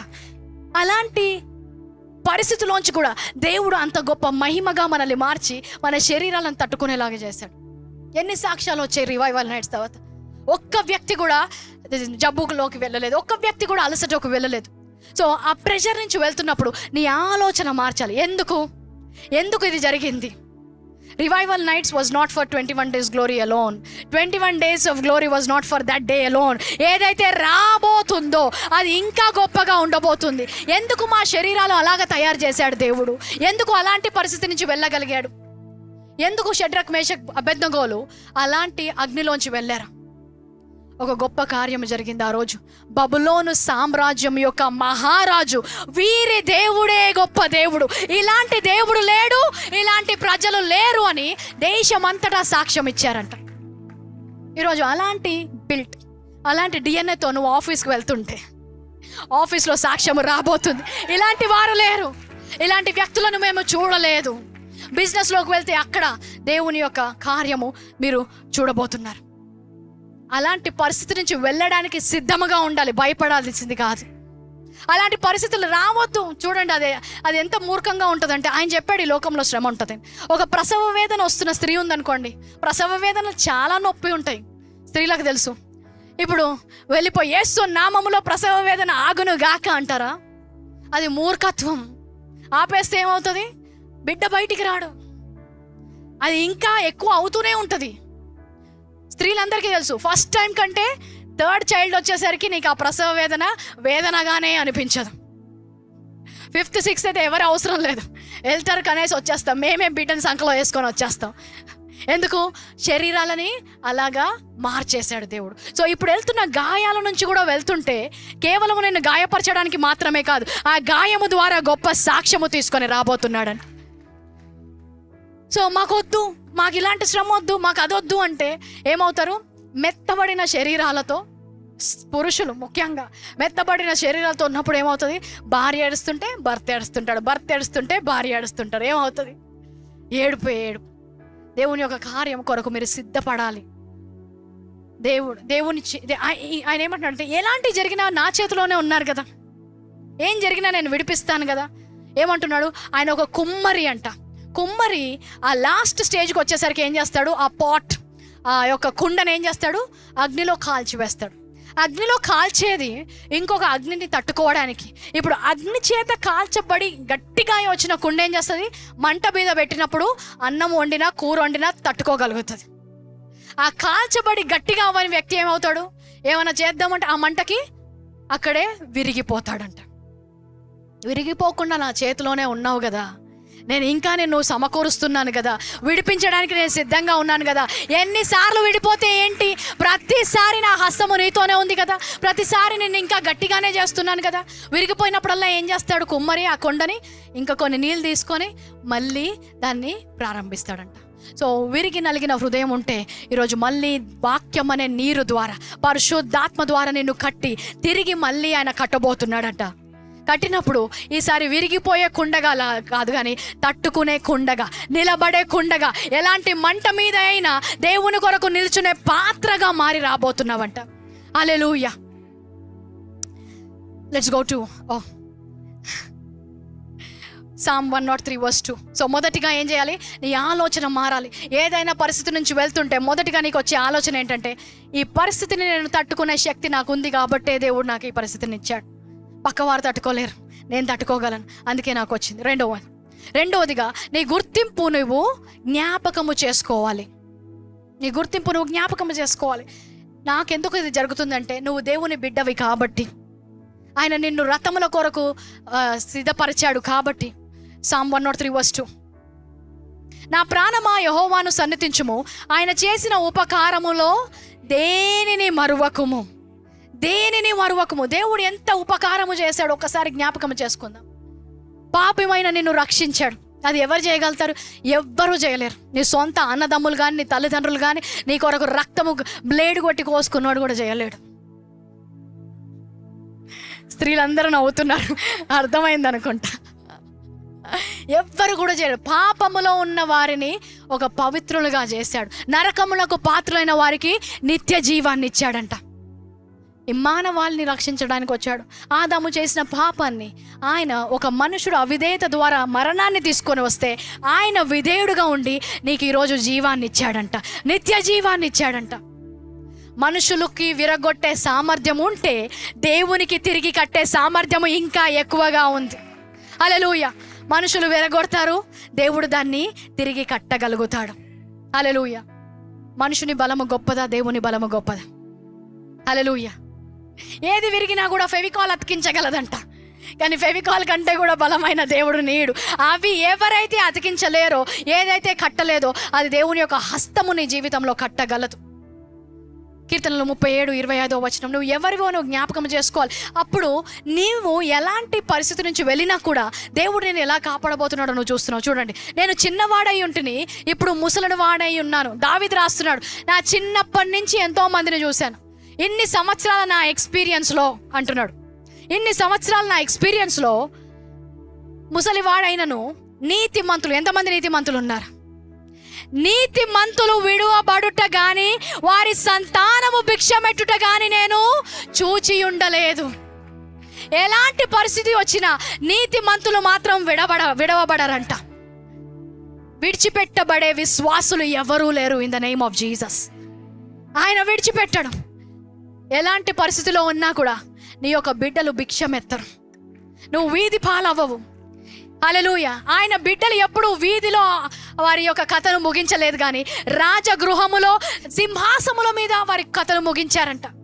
దానియేలు కథ ఎక్కడ ముగించాడు? సింహాసనవాసీడే. షడ్రక్ మేషక్ అబేద్నెగోలు పైకి వెళ్ళే వారి కథను ముగించారు. యోసేపు ఎన్నో గాయాల నుంచి వెళ్ళాడు, ఆయన కథ ఎక్కడ ముగించబడింది? సింహాసనం మీద కథ ముగించబడింది. హల్లెలూయా. సో ఈరోజు కూడా గాయాల నుంచి వెళ్తుంటే మీ కథ వీధిలో మాత్రము ముగించబడదు, కానీ సింహాసనాల మీద ముగించబడబోతుంది, పై స్థానాల్లో ముగించబడబోతుంది. మీరు అప్పిచ్చే వారిగా ఉంటారు, మీరు పైగా ఉంటారు, మీరు తలగా ఉంటారు. మీ బిడ్డలు ఎన్నడూ కూడా భిక్షమెత్తడు అంటున్నాడు ఆయన. అలాంటి గుర్తింపు మీకు ఉందని మీరు గుర్తెరగాలి. Next verse 26. దినమెల్లా వారు దయాళురై అప్పు ఇచ్చుచుందురు, వారి సంతానపు వారు ఆశీర్వదించబడుదురు. ఈరోజు ఎవ్రీడే ఫోన్ చేస్తున్నావేమో, ఎవరు అప్పిస్తారు? వాళ్ళని అడగాల, వీళ్ళని అడిగావా? అందరినీ అడిగాడు. అప్పు అడుగుతుంటే అవమానం పొంది గాయపడ్డావేమో. ఈరోజు ఆలోచన మార్చుకో. ఆ పరిస్థితి నుంచి నువ్వు ఎందుకు వెళ్తున్నావంటే ఇంకొక కార్యము దేవుడు నీ జీవితంలో చేయబోతున్నాడు. ఏంటంట? అనేకులకు అప్పు ఇవ్వబోతున్నావంట. హల్లెలూయా. నీ సంతానము ఆశీర్వదించబడబోతుంది అంట. అలాంటి పరిస్థితుల నుంచి వెళ్ళినప్పుడు దేవుని యొక్క మంచితనము గురించి స్తుతించాలి.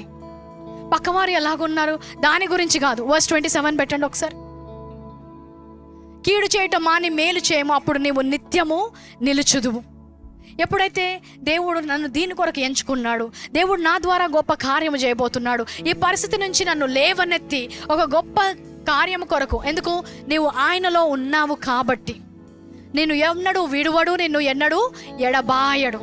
ఆయన పరిశుద్ధాత్మని తోడుగా వచ్చాడు. అందుకే పౌలు అంటాడు, వీటన్నిటిలో కూడా మేము అత్యధిక విజయము పొందుచున్నాము అంట. ఎలాంటి పరిస్థితి ఉన్నా కూడా చూడండి, even in the worst you are taken care of. అన్నిటికంటే భయంకరమైన పరిస్థితిలో ఉన్నప్పుడు కూడా దేవుడు నిన్ను సంరక్షిస్తున్నాడు అంట. ఇంతకంటే భయంకరమైన పరిస్థితి వస్తే అక్కడ కూడా నేను సంరక్షిస్తాను. ఇంతకంటే దారుణమైన పరిస్థితిలోకి వెళ్తే అక్కడ కూడా నా చేయి ఉంటుంది. అక్కడి నుంచి ఏం చేస్తాడంట? రక్షిస్తాడు. అక్కడి నుంచి నిన్ను కాపాడుతాడు. కీర్తనలు 34:20. దావీదు అనేకమైన గాయాల నుంచి వెళ్ళి ఈ కీర్తనలు రాస్తున్నాడు. ఆయన వారి ఎముకలన్నిటినీ కాపాడును, వాటిలో ఒక్కటి అయినను విరగదు. ఒత్తిడిలో వచ్చినప్పుడు మీ ఎముకలు విరగవు, కానీ ఆ ఎముకలో నూతన బలముతో మీరు నిల్చోబోతున్నారు. ఇలాంటి పరిస్థితి మీకు, అలాంటి ప్రత్యక్ష జ్ఞానం వచ్చినప్పుడు ఏం చేస్తారు? మాట్లాడుకుంటారా? మాట్లాడుకోండి. తిట్టుకుంటారా? వెనక్కి వెళ్ళి ఎంతైనా తిట్టుకొని. నా గురించి వీడియో చేసి రాస్తారా? చేసి రాసుకోండి. ఒక పెద్ద లిస్ట్ రాసి అందరికీ పంపిస్తారా? పంపించుకోండి. ఎవరేం చేస్తే ఏముంది? అంతకంటే దారుణమైన పరిస్థితిలో వెళ్ళినా కూడా ఆయన హస్తము నన్ను విడవదు, ఆయన నన్ను రక్షిస్తాడు. మంత్రశక్తిని పంపిస్తారా? పంపించండి. చేతబడి చేస్తారా? చేయండి. అంతకంటే పెద్ద చెయ్యి నాపై ఉంది. హల్లెలూయా. అంతకంటే గొప్ప కాపుదల నాపై ఉంది. అలాంటి పరిస్థితుల నుంచి వెళ్తుంటే మాకెందుకు చేస్తున్నారు చేతబడి? నువ్వు మాత్రమే తట్టుకోగలవు కాబట్టి. ఆ చేతులను విరిచేసే శక్తి నీ చేతిలో ఉంది కాబట్టి. ఒకరోజు దయ్యాల గురించి భయపడి చేతబడి చేత అనగొట్టబడి కృంగిపోయిన నీవే అందరి ముందు నిలుచొని దురాత్మలతో మాట్లాడుచుండగా ఆ దురాత్మలు ఆ సమూహం నుంచి వెళ్ళిపోబోతున్నాయి. నా శరీరంలో బలహీనత, ఆ బలహీనత జయించి వచ్చినప్పుడు నీ చేతుల్లో ఉన్న అభిషేకము అనేకులను బలపరచబోతుంది. అందుకే ఆయన అన్నాడు, దీస్ షైన్స్ వారి వారు ఇలాంటి సూచక క్రియలు చేస్తారంట. ఏంటి? వారు నూతన భాషలతో మాట్లాడతారు. అస్వస్థ ఉన్న వారిపై చేతులు వేసినప్పుడు రోగములు వెళ్ళిపోతాయి, దయ్యాలు వెళ్ళగొట్టబడతాయి. అలాంటి స్థానంలోకి నిన్ను తీసుకొని వెళ్ళబోతున్నాడు. ఈరోజు నువ్వు గుర్తించుకోవాల్సింది నీ పరిస్థితిని కాదు, నీ గుర్తింపు. నాకు ఒకటే గుర్తుంది, ఏంటి? నేను ఆయన బిడ్డను. నాకు ఒకటే గుర్తుంది, నేను ఆయన నీతిని. నాకు ఒకటే గుర్తు ఉంది, ఆయన నీతిమంతులను భిక్షమెత్తనివ్వడు. ఆయన నీతిమంతులను భిక్షమెత్తనివ్వడు. అది మాత్రమే నేను ఈరోజు ధ్యానిస్తున్నాను. Psalm 28:8, కీర్తనలు 28:8 వచనం. ఈరోజు నీ యొక్క తప్పుల ద్వారానో ఇతరుల తప్పుల ద్వారానో ఎలాగా నువ్వు గాయపరచబడ్డావో నాకు తెలియదు, కానీ యెహోవా తన జనులకు ఆశ్రయమును, ఆయన తన అభిషక్తునికి రక్షణ దుర్గముగా ఉన్నాడంట. ఆయన నీకు దుర్గముగా ఉన్నాడు, ఆయన నీకు బలముగా ఉన్నాడు. బలహీనంగా ఉన్నప్పుడు ఏమంటున్నాడు? నా కృప నీకు చాలును అంటున్నాడు. అంటే ఎంత బలహీనంగా ఉంటే అంత ఎక్కువ కృప విడుదలవ్వబోతుంది. అలాంటి సమయంలో నువ్వు జ్ఞాపకం చేసుకొని ఏం చేయాలంట? ఆయనని సన్నుతించుము. దేవునికి చప్పట్లు కొడదామండి. Can we clap for Jesus? అలాంటి సమయం వచ్చినప్పుడు మనము స్తుతించి ఆరాధిస్తాము. దేవా, నన్ను ఒక గొప్ప స్థితిలోకి నన్ను తీసుకొని వెళ్తున్నామని. పరీక్షలు వచ్చినప్పుడు కొంచెం ఒత్తిడిగా ఉంటుంది, కానీ ఏంటి? ఇంకొక సైడ్ కూడా ఆనందం. ఏంటి? పై క్లాస్కి నేను వెళ్ళబోతున్నాను, నూతనమైన స్థానములోకి నేను వెళ్ళబోతున్నాను. సో టెస్ట్ వచ్చినప్పుడల్లా కూడా we are rejoicing. Why? Because the testimony is coming behind the test. I'm being built for something great. దానియేలుని సింహపు బోన్లో వేసినప్పుడు రాజు వస్తాడు. రాత్రంతా ఏమైందో, దానియేలుని సింహాలు ఏం చేశాయో అని అక్కడికి వెళ్ళి అడుగుతాడంట, దానియేలు నువ్వు బ్రతుకున్నావా అంటే, నా ఏలిన వాడా, నేను సేవించే దేవుడు, ఈ సింహాలు నన్ను ఏమీ చేయకుండా కాపాడాయి. వాటి యొక్క అచ్చులు కూడా నా మీద లేవు, ఎలాంటి మరకలు కూడా నా మీద లేవు.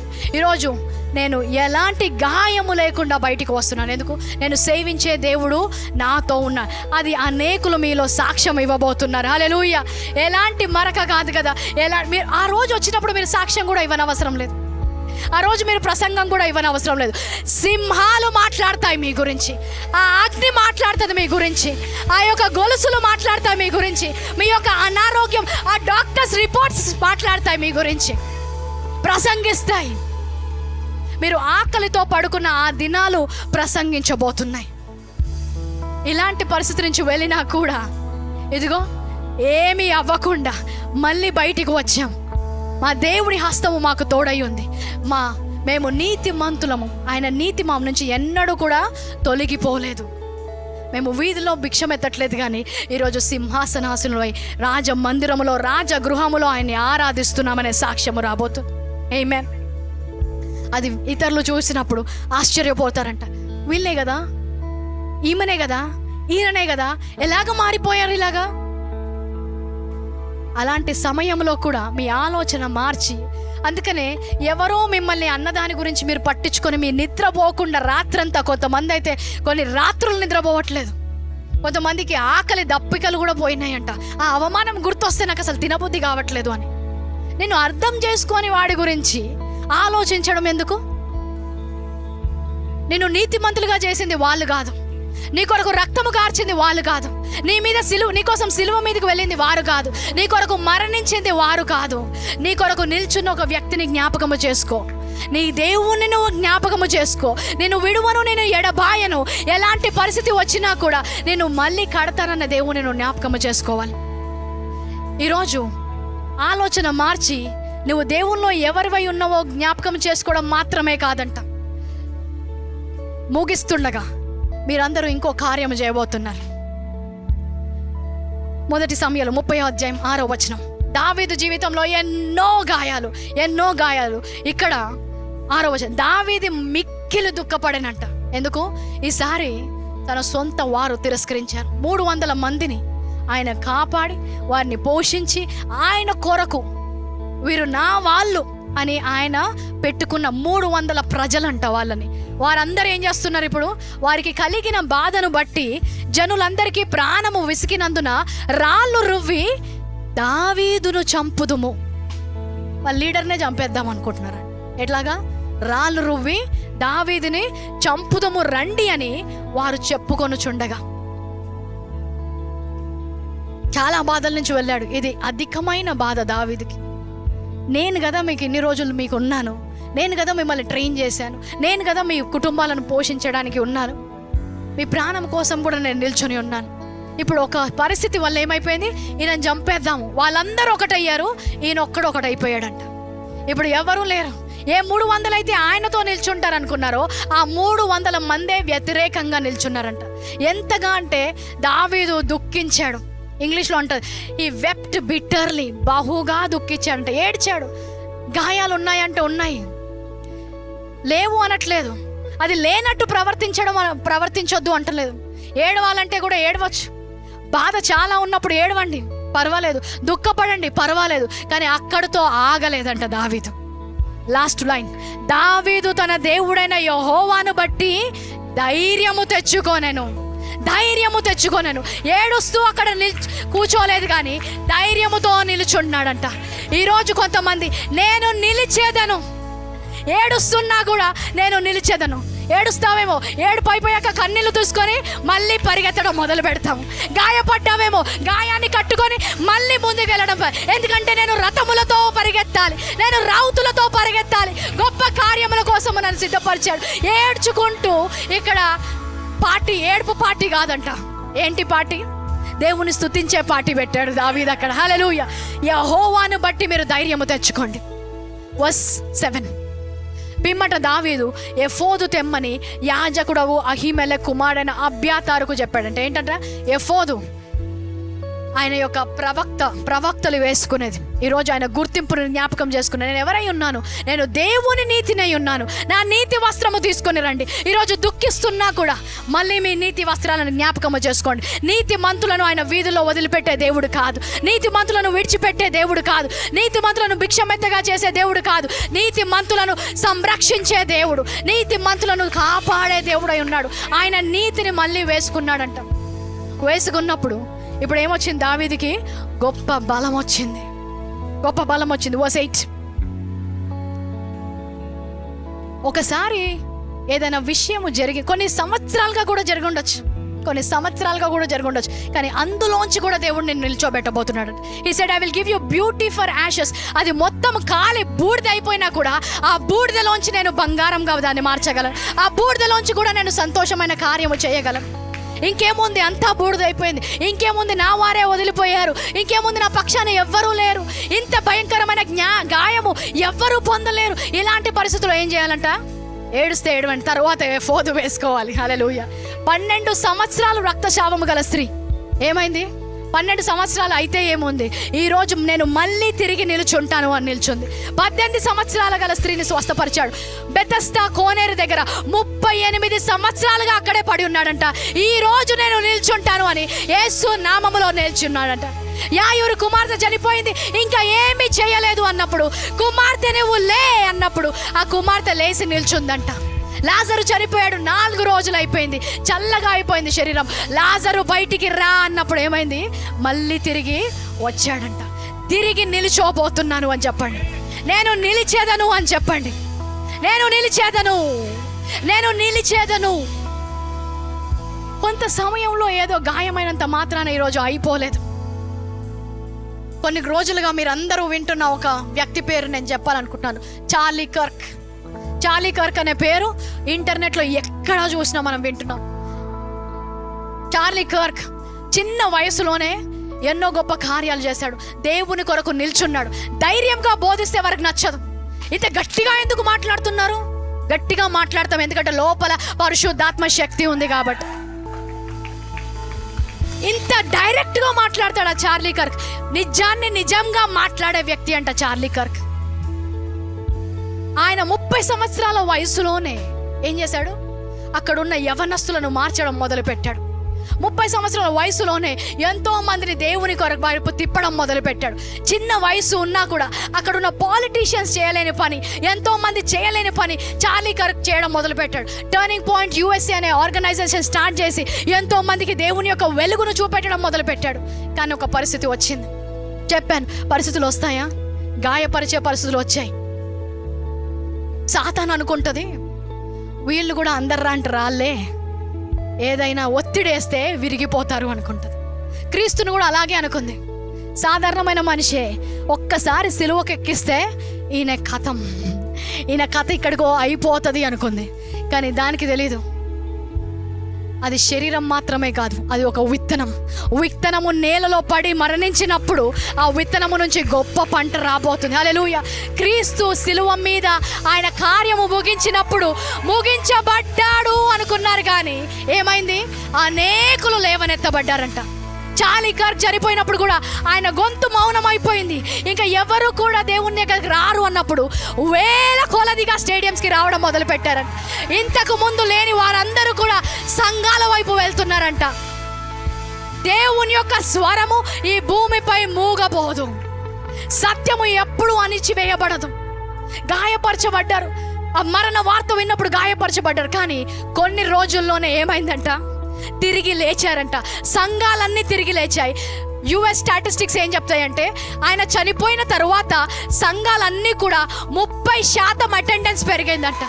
ఎప్పుడూ లేని విధంగా సంఘాలకి లైన్ కట్టి క్యూ కట్టి మనుషులు వస్తున్నారంట. సంఘములో ఉండనన్న వారు కూడా ఈరోజు సంఘంలోకి వస్తున్నారు. కొంతమంది సాక్ష్యం ఇచ్చారు, ఎన్నడూ కూడా నేను బైబిల్ తెరిచి వాక్యం చదవలేదు, కానీ చార్లీ కర్క్ మరణించిన తర్వాత మొట్టమొదటిసారి వాక్యాన్ని చదువుతున్నాను అని. Hallelujah. I feel pity for those who are not able to clap. దేవుడు గొప్ప కార్యం చేస్తారని వారు ఇంకా నమ్మలేకపోతున్నారు. కానీ నమ్మిన వారి కొరకు నేను చెప్పాలనుకుంటున్నాను, ఆయన గొంతు మూగపోలేదు. అమెరికాలోనే మాత్రం కాదు, ఆస్ట్రేలియాలో, యూకేలో, అనేకమైన దేశాల్లో ఈరోజు ఆయన ఏదైతే మొదలు పెట్టాడో ఇంకా గొప్పగా కొనసాగబోతుందని సంఘము నిలుచుందంట. సంఘం ఏమైంది? నిలుచుంది. దుఃఖించారా? దుఃఖించారు, ఏడ్చారు, అనేకులు ఏడ్చారు. మేము ఎప్పుడు కూడా ఈ వ్యక్తిని చూడలేదు, కానీ ఎంతో బాధగా ఉంది, ఎంతో ఏడుపు వస్తుంది అన్నారు. ఏడవడం అయిపోయింది. ఈరోజు ఏమైంది? నిల్చునే సమయం వచ్చిందంట. వీళ్ళందరి మధ్యలో నన్ను బాగా కదిలించిన వ్యక్తి ఎరికా కర్క్, చార్లీ కర్క్ యొక్క భార్య. వారి వివాహమై ఎన్నో సంవత్సరాలు అవ్వలేదు. చిన్న పిల్లలు ఉన్నారు, చిన్న పిల్లలు. ఆమె ఒక భార్య, ఒక భర్త తన కళ్ళ ముందర అంత ఘోరంగా మరణించడం చూచినప్పుడు ఏ భార్య తట్టుకోలేదు. ఆ విజువల్స్ అన్నీ చూపించారు, అందరూ చూసాము. ఏంటి?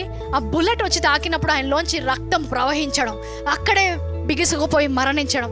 ఒక భార్యగా అలాంటి ఒక విజువల్ చూసినప్పుడు, అలాంటి ఒక చిత్రం చూసినప్పుడు ఆమె ఎంత ముక్కలైపోయి ఉండాలి, ఆమె హృదయం ఎంత గాయపడి ఉండాలి. ఆ చిన్న పిల్లలకు కూడా అర్థం కావట్లేదు ఏమైంది అని. ఒకసారి ఆమె చెప్తుంది, డాడీ ఇంకా రావట్లేదేంటి అని వాళ్ళ పిల్లలు అడిగినప్పుడు, డాడీ దేవుని పని కోసం వెళ్ళాడు, దేవుని దగ్గరికి వెళ్ళాడు అని చెప్పాడు. ఆ మాట జవాబు చెప్పడానికి ఆమె హృదయం ఎంత ముక్కలుగా అయిపోయి ఉంటుంది, ఎంత గాయపడి ఉంటుంది. దుఃఖించిందా అంటే దుఃఖించింది. కొన్ని రోజుల్లో ఆమెకి తెలుసు, దుఃఖించడంతో ఆగిపోదు. నా ఆలోచన మార్చుకుంది. ఈ పరిస్థితి ఎందుకు వచ్చింది దేవా అని ప్రశ్నించడం కాదు, ఈ పరిస్థితి నాకు వచ్చింది ఎందుకంటే నేను తట్టుకోగలను కాబట్టే. ఏ పరిచర్య అయితే మొదలు పెట్టబడిందో అది నేను ముగించడానికి దేవుడు నాకు శక్తి ఇచ్చాడు అని ఆమె తెలుసుకొని అందరి ముందుకు వచ్చిందంట. మాట్లాడే వాళ్ళు మాట్లాడతారు. ఎంత హీనమైన మనుషులు లోకంలో ఉన్నారంటే, ఒక భార్య తన భర్తను కోల్పోయి అక్కడికి వస్తే కూడా ఎంత మేకప్ వేసుకొని వచ్చింది, ఆమెకి ఇంత బాధ కూడా లేదా, ఆమె ఏడవట్లేదు. వాళ్ళకి ఇంకా మనుషులు అనే పేరు పెట్టద్దు అలాంటి వాటికి. వారికి అర్థం కాదు ఏంటంటే, వచ్చిందా 4 రోజుల్లో బయటికి వచ్చింది. ఎందుకు? ఈమె అందరిలాంటి వ్యక్తి కాదు. ఈమె షీఈస్ బిల్ట్ డిఫరెంట్. ఆ ప్రెషర్లో ఆమె ఒక డైమండ్గా మారింది. ఆమెకు నూతనమైన బలం వచ్చింది. ఆమె ఎముకలు విరిగిపోలేదు, ఆమె నలిగిపోయిన స్థితిలోనే లేదు. నేను నిలుచుంటాను. నా భర్త చనిపోయినంత మాత్రాన దేవుని యొక్క సత్యము ఈ దేశంలో మాట్లాడడం ఆగిపోవద్దు. ఆ సత్యము ఇంకా గట్టిగా అన్ని దేశాల్లోకి వెళ్ళాలి అని నేను నిల్చుంటాను అని నిల్చుందంట. ఏ స్త్రీకైనా నిల్చోవడం చాలా కష్టం, కానీ ఆమె క్రైస్తవురాలైనందుకు ఆమె గుర్తించుకుంది. ఆ గుర్తింపు ఏంటి? క్రీస్తు ఏం చేశాడు సిలువ మీద వెళ్ళగానే, వీరేం చేస్తున్నారో కాబట్టి వీరిని క్షమించండి, వీరు ఎరుగరు కనుక వీరిని క్షమించండి. అలాంటి గుర్తింపు నేను కూడా కలిగి ఉన్నాను కాబట్టి రాగానే మొదటిగా నా భర్తను చంపిన వాణ్ణి నేను క్షమిస్తున్నాను అందంట. తన గుర్తింపు జ్ఞాపకము చేసుకుంది, దుఃఖించింది. తన ఆలోచన మార్చుకున్న తరువాత ఈ రోజు నుంచి చార్లీ కర్క్ లేనంత మాత్రాన ఇది ఆగిపోదు. నేను నిలిచేదను అని అక్కడ నిల్చుందంట. నేను నిల్చుంటాను. ఆయన చేసిన ప్రతి కార్యము కూడా వెళ్ళాలి అని. అన్ని దేశాల్లో మొదటిసారిగా సంఘముకి ఇంతకు ముందు లేని బలం వచ్చిందంట. హల్లెలూయా. సో సాతాను ఈరోజు నిన్ను గాయపరిచినంత మాత్రాన నువ్వు మూగబోయావేమో, నీ కథ ఆగిపోయిందేమో అనుకుంటున్నాడు. నువ్వు మూగబోయింది క్షణం మాత్రము కొరకే, కానీ నిత్య జీవము కొరకు నీ గొంతు మారి మ్రోగబోతుంది. హల్లెలూయా. ఈ రోజు నుంచి ఆ దేశములో జరగబోయే కార్యాలు గొప్పగా ఉంటాయని వారు సాక్ష్యం ఇవ్వబోతున్నారు. అంత మాత్రమే కాదు, the favourite thing in this entire sermon, నాకు నచ్చిన మాట ఈ మొత్తము ప్రసంగంలో ఏంటంటే, మొదటి సమయాలు 30 ఒక్కసారి ఐఎమ్ క్లోజింగ్ విత్ దిస్. చూడండి, కొంతమంది నన్ను గాయపరిచిన వాళ్ళే వచ్చి నాకు సారీ చెప్పాలి, నన్ను ఎవరైతే ఇది చేశారో వాళ్ళే రావాలి అంటాడు. వాళ్ళు ఎందుకు నీకు? నీ దేవుడు ఉన్నాడు కదా, నీ దేవుడు నేను నిల్చోబెడుతున్నాడు కదా, నీ దేవుడు నేను కడుతున్నాడు కదా. వారి గురించి ఇంకెన్ని రోజులు ఆలోచిస్తాం? ఈరోజు క్షమించాలంటే క్షమించే, వదిలేయాలంటే వదిలేసే, ఆ గాయాన్ని పక్కన పెట్టేసే. మాన్పు ఇచ్చేవాడు ఉన్నాడు, కట్టేవాడు ఉన్నాడు, నన్ను ముందుకు కొనసాగించేవాడు ఉన్నాడు అన్న ధైర్యముతో ముందుకు వెళ్ళాలి అంట. చూడండి, ఒకసారి ఎఫోదు వేసుకున్న తర్వాత దుఃఖించాడు, ఫుల్ ఏడ్చాడు, ఇంకా మొత్తం కన్నీళ్ళన్నీ పక్కన చేశాడు, వేసుకున్నాడు, నిల్చున్నాడు, యెహోవా గురించి ధైర్యము తెచ్చుకున్నాడంట. వెళ్ళి అడుగుతున్నాడు, దేవా, నేను ఈ దండును తరిమిన ఎడల దాన్ని కలుసుకొందునా? ఇప్పుడు నా నుంచి కోల్పోయినవి చాలా ఉన్నాయి. ఈ గాయం చేసిన స్థలములో, ఆ సమయంలో చాలా విషయాలు నేను కోల్పోయాను. చాలా దొంగలించింది. ఇప్పుడు నేను వారిని తరమాలా వద్దా అంటే వెయిట్ చేయాలి. లేదు, దేవుడు ఏమన్నాడు? నిశ్చయముగా వెళ్ళు అన్నాడు. హల్లెలూయా. వెళ్ళిన తర్వాత ఏమవుతుందంట? నువ్వు వారిని కలుసుకొని తప్పక నీ వారందరినీ దక్కించుకొందువు. ఏదైతే నువ్వు కోల్పోయావో అది నువ్వు దక్కించుకోబోతున్నావు. హల్లెలూయా. ఏదైతే నీ నుంచి కోల్పోయిందో అది దేవుడు నేను సమకూర్చబోతున్నాడు. The English verse says you are going to recover everything. Somebody say everything. Everything that is taken from you, you shall recover. Go after the enemy. Go after the enemy. Hallelujah. గాయపరిచారని అక్కడే ఉండడం కాదంట. ఎందుకు ఇలాంటి పరిస్థితి నాకు తీసుకొని వచ్చాడు? ఈరోజు ఏమంటాడు? 2 విషయాలు చెప్పాడు దేవుడు. దేవుని వాక్యానికి లోబడాలి, సాతానుని ఎదురించాడు. I believe the believers are going after the enemy this morning. నా నుంచి ఎలాగ తీసుకెళ్తాం? వెళ్ళినప్పుడు ఏమవుతుంది? తప్పకుండా దక్కించుకుంటావంట. అక్కడ నిన్ను ఒక్కడిని వెళ్ళమనట్లేదు, దేవుడు కూడా నీతో ఉన్నాడు. నువ్వు నిశ్చయముగా వెళ్ళు. నిలుచున్నావు, నువ్వు వెళ్ళు, ఆ కార్యము జరిగించు. ఏదైతే కోల్పోయావో అన్నీ నువ్వు తిరిగి సమకూర్చబోతున్నాడు, అన్నీ నువ్వు దక్కించుకోబోతున్నావు, అన్నీ కూడా మళ్ళీ నీ జీవితంలోకి రాబోతున్నాయి అంట. ఇలాంటి దేవుడు ఇంత స్పష్టంగా మనకు మాట్లాడుతుండగా ఇంకా ఆ గాయము గురించి ఆలోచిస్తూ ఎన్ని రోజులు అక్కడే ఉంటాం? శత్రువు దొంగలించిన అన్నీ కూడా దేవుడు నీకు సమృద్ధిగా ఇవ్వబోతున్నాడు. సమృద్ధి, అది కొంచెముగా దొంగలించవచ్చు, కానీ నువ్వు దక్కించుకున్నప్పుడు సమృద్ధిగా దక్కించుకోబోతున్నావు. ఈరోజు పడిపోయి ఉండొచ్చు, కానీ ఏమంటున్నాడు చూడండి, ఒక బాల్ ఉందనుకోండి, బాల్ని ఏం చేస్తారు? రబ్బర్ బాల్ కొట్టినప్పుడు అది మళ్ళీ కొట్టిన స్థలంలోకి ఎగరదు, దానికంటే ఎక్కువ స్థలంలోకి వెళ్తుంది. సాతాను నేను ఒక దెబ్బ కొట్టాడేమో, కానీ దానికంటే 2 అంతలుగా నువ్వు పైకి రాబోతున్నావు. ఎందుకంటే మనం కిందికి వెళ్ళి అక్కడే ఉండే వాళ్ళం కాదు కదా, పైకి లేచి నిల్చునే వాళ్ళం, దానికంటే ఎత్తైన స్థలంలోకి వెళ్ళే వాళ్ళం. హల్లెలూయా. సో నీకు వచ్చిన నష్టము క్షణకాలము, కానీ రాబోతున్న సమృద్ధి నిత్యము వరకు, శాశ్వతము వరకు ఉండబోతుంది. హల్లెలూయా. నమ్మిన వారు నిల్చున్నట్లయితే దేవుని నామానికి కృతజ్ఞతాస్తులు చెల్లించుకుంటూ, ఏదైతే దోచుకోబడ్డదో, ఏదైతే గాయము నాకుందో, ప్రభువా, నేను ఇన్ని రోజులు గాయాన్ని ఒక విధంగా చూశాను, కానీ ఈరోజు నా ఆలోచన మార్చినందుకు వందనాలు. నేను అలాంటి వ్యక్తిని కాదు. ఇతరులాంటి వ్యక్తిని కాదు, నన్ను రౌతులతో పరిగెత్తడానికి సిద్ధపరిచిన దేవుడవైనందుకు వందనాలు చెల్లిస్తున్నా. ఈరోజు విరిగిపోయినది నువ్వు నిర్మించబోతున్నావు, కోల్పోయినవన్నీ నాకు తిరిగి ఇవ్వబోతున్నావు, సమకూర్చబోతున్నావు. ఎప్పుడు? నువ్వు నిలుచున్నప్పుడు, నువ్వు ఏడుస్తున్నప్పుడు కాదు. దావీదు ఏడుస్తున్నప్పుడు ఆయన మళ్ళీ అన్ని సమకూర్చుకోలేదు. ఎఫోదు ధరించుకొని మళ్ళీ లేచి ఆయన ప్రయాణం అయినప్పుడు ఆయనకు కావాల్సిన అన్నీ కూడా ఆయన మళ్ళీ దక్కించుకున్నాడంట. అందరము చేతులు ఎట్లయితే లెట్స్ డిక్లేర్ దిస్. యేసు నామములో నేను లేచెదను. దొంగలించిన ప్రతీది కూడా, కోల్పోయినది ప్రతీ కూడా యేసు నామములో నేను పొందుకుంటాను. శత్రువుకి నా జీవితంపై ఏ అధికారము లేదు. నా నుండి తీసుకున్న ప్రతీది కూడా దేవుడు సమకూరుస్తున్నాడు. నేను అభివృద్ధి చెందబోతున్నాను, నేను విస్తరించబోతున్నాను. యేసు నామములో నేను ఎదుర్కొన్న ప్రతి వెనుకడుగుకు నా ముందు గొప్ప ముందడుగు ఉన్నందుకు వందనాలు చెల్లిస్తున్నాను. ప్రతి నష్టానికి రెట్టింపు యేసు నామములో వచ్చును గాక. ప్రతి ఒక్క అపజయానికి గొప్ప విజయము నేను పొందుకొందును గాక. I receive that in Jesus. Yesu నామములో స్వీకరిస్తున్నాను తండ్రి.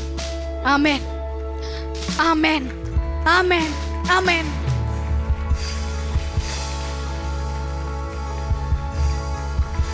తన భర్తను కళ్ళ ముందు కోల్పోయి చిన్న పిల్లలతో విధవరాలై ఉన్న ఒక వ్యక్తి కొన్ని రోజుల్లోనే ఆ గాయముతో ఆ గాయము దేవుడు కడతాడని నమ్మి విశ్వాసముతో ముందుకు వచ్చి లక్షలాది మంది ముందర నేను నిలుచుంటాను, ఆ పని కొనసాగిస్తాను అని ధైర్యంగా చెప్పగలిగితే అంతకంటే భయంకరమైన పరిస్థితుల్లో మనం ఎక్కువ లేం.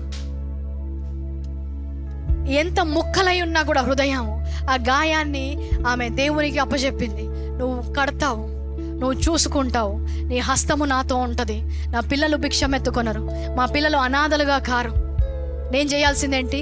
నేను నిలుచుంటాను, నేను ముందుకు వెళ్తాను, దేవుని యొక్క గుర్తింపు తెలుసుకొని నడుస్తాను అని. ఈరోజు కూడా ఎలాంటి గాయం ఉన్నా కూడా మరి ఒకసారి ఆయన సన్నిధిలో, ప్రభా ఈ గాయాన్ని నువ్వు కడుతున్నందుకు వందనాలు. ఈ గాయము గురించి ఏడ్చుకుంటూ ఇక్కడే ఉండడానికి కాదు, కానీ ఈ గాయము ద్వారా నన్ను ఒక దృఢమైన వ్యక్తిగా, ఒక బలమైన వ్యక్తిగా మార్చినందుకు వందనాలు. ఇలాంటి పరిస్థితితో నన్ను నమ్మినందుకు వందనాలు. ఇతరులు ఈ పరిస్థితులు తట్టుకునేవారు కాదు, కానీ నా బిడ్డ తట్టుకుంటుందని నాకు మీరు ఇచ్చిన ఈ స్థానం బట్టి వందనాలు. ప్రభువా నీకు స్తోత్రాలు, వందనాలు చెల్లిస్తున్నాం. ఈరోజు మాతో మాట్లాడినందుకు వందనాలు ప్రభా. ఇంకా గాయము వలన, వారికి ఉన్న అనుభవాల వలన వాక్యాన్ని ఇంకా స్వీకరించకపోతే I still see a lot of hard and hearted. మీ హృదయాన్ని ఇంకా రాయిగా ఎందుకు మార్చుకున్నావు?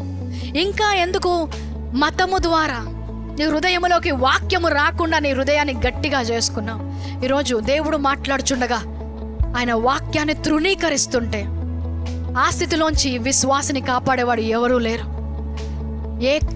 ఎక్కడి నుంచి వీక్షిస్తున్నా, నీ గృహంలోంచి వీక్షిస్తున్నా, ఆఫీస్లో ఉన్నా, ఈరోజు ఈ వాక్యం ఇక్కడే కూడా విని ఏమీ జరగనట్టుగా, ఏ కదలిక లేకుండా బయటికి వెళితే ఆ స్థలంలోంచి ఒక విశ్వాసిని ఎవడూ రక్షించలేరు. కానీ ఈరోజు ప్రభువా నాకు మాంసపు హృదయాన్ని దయచేయండి.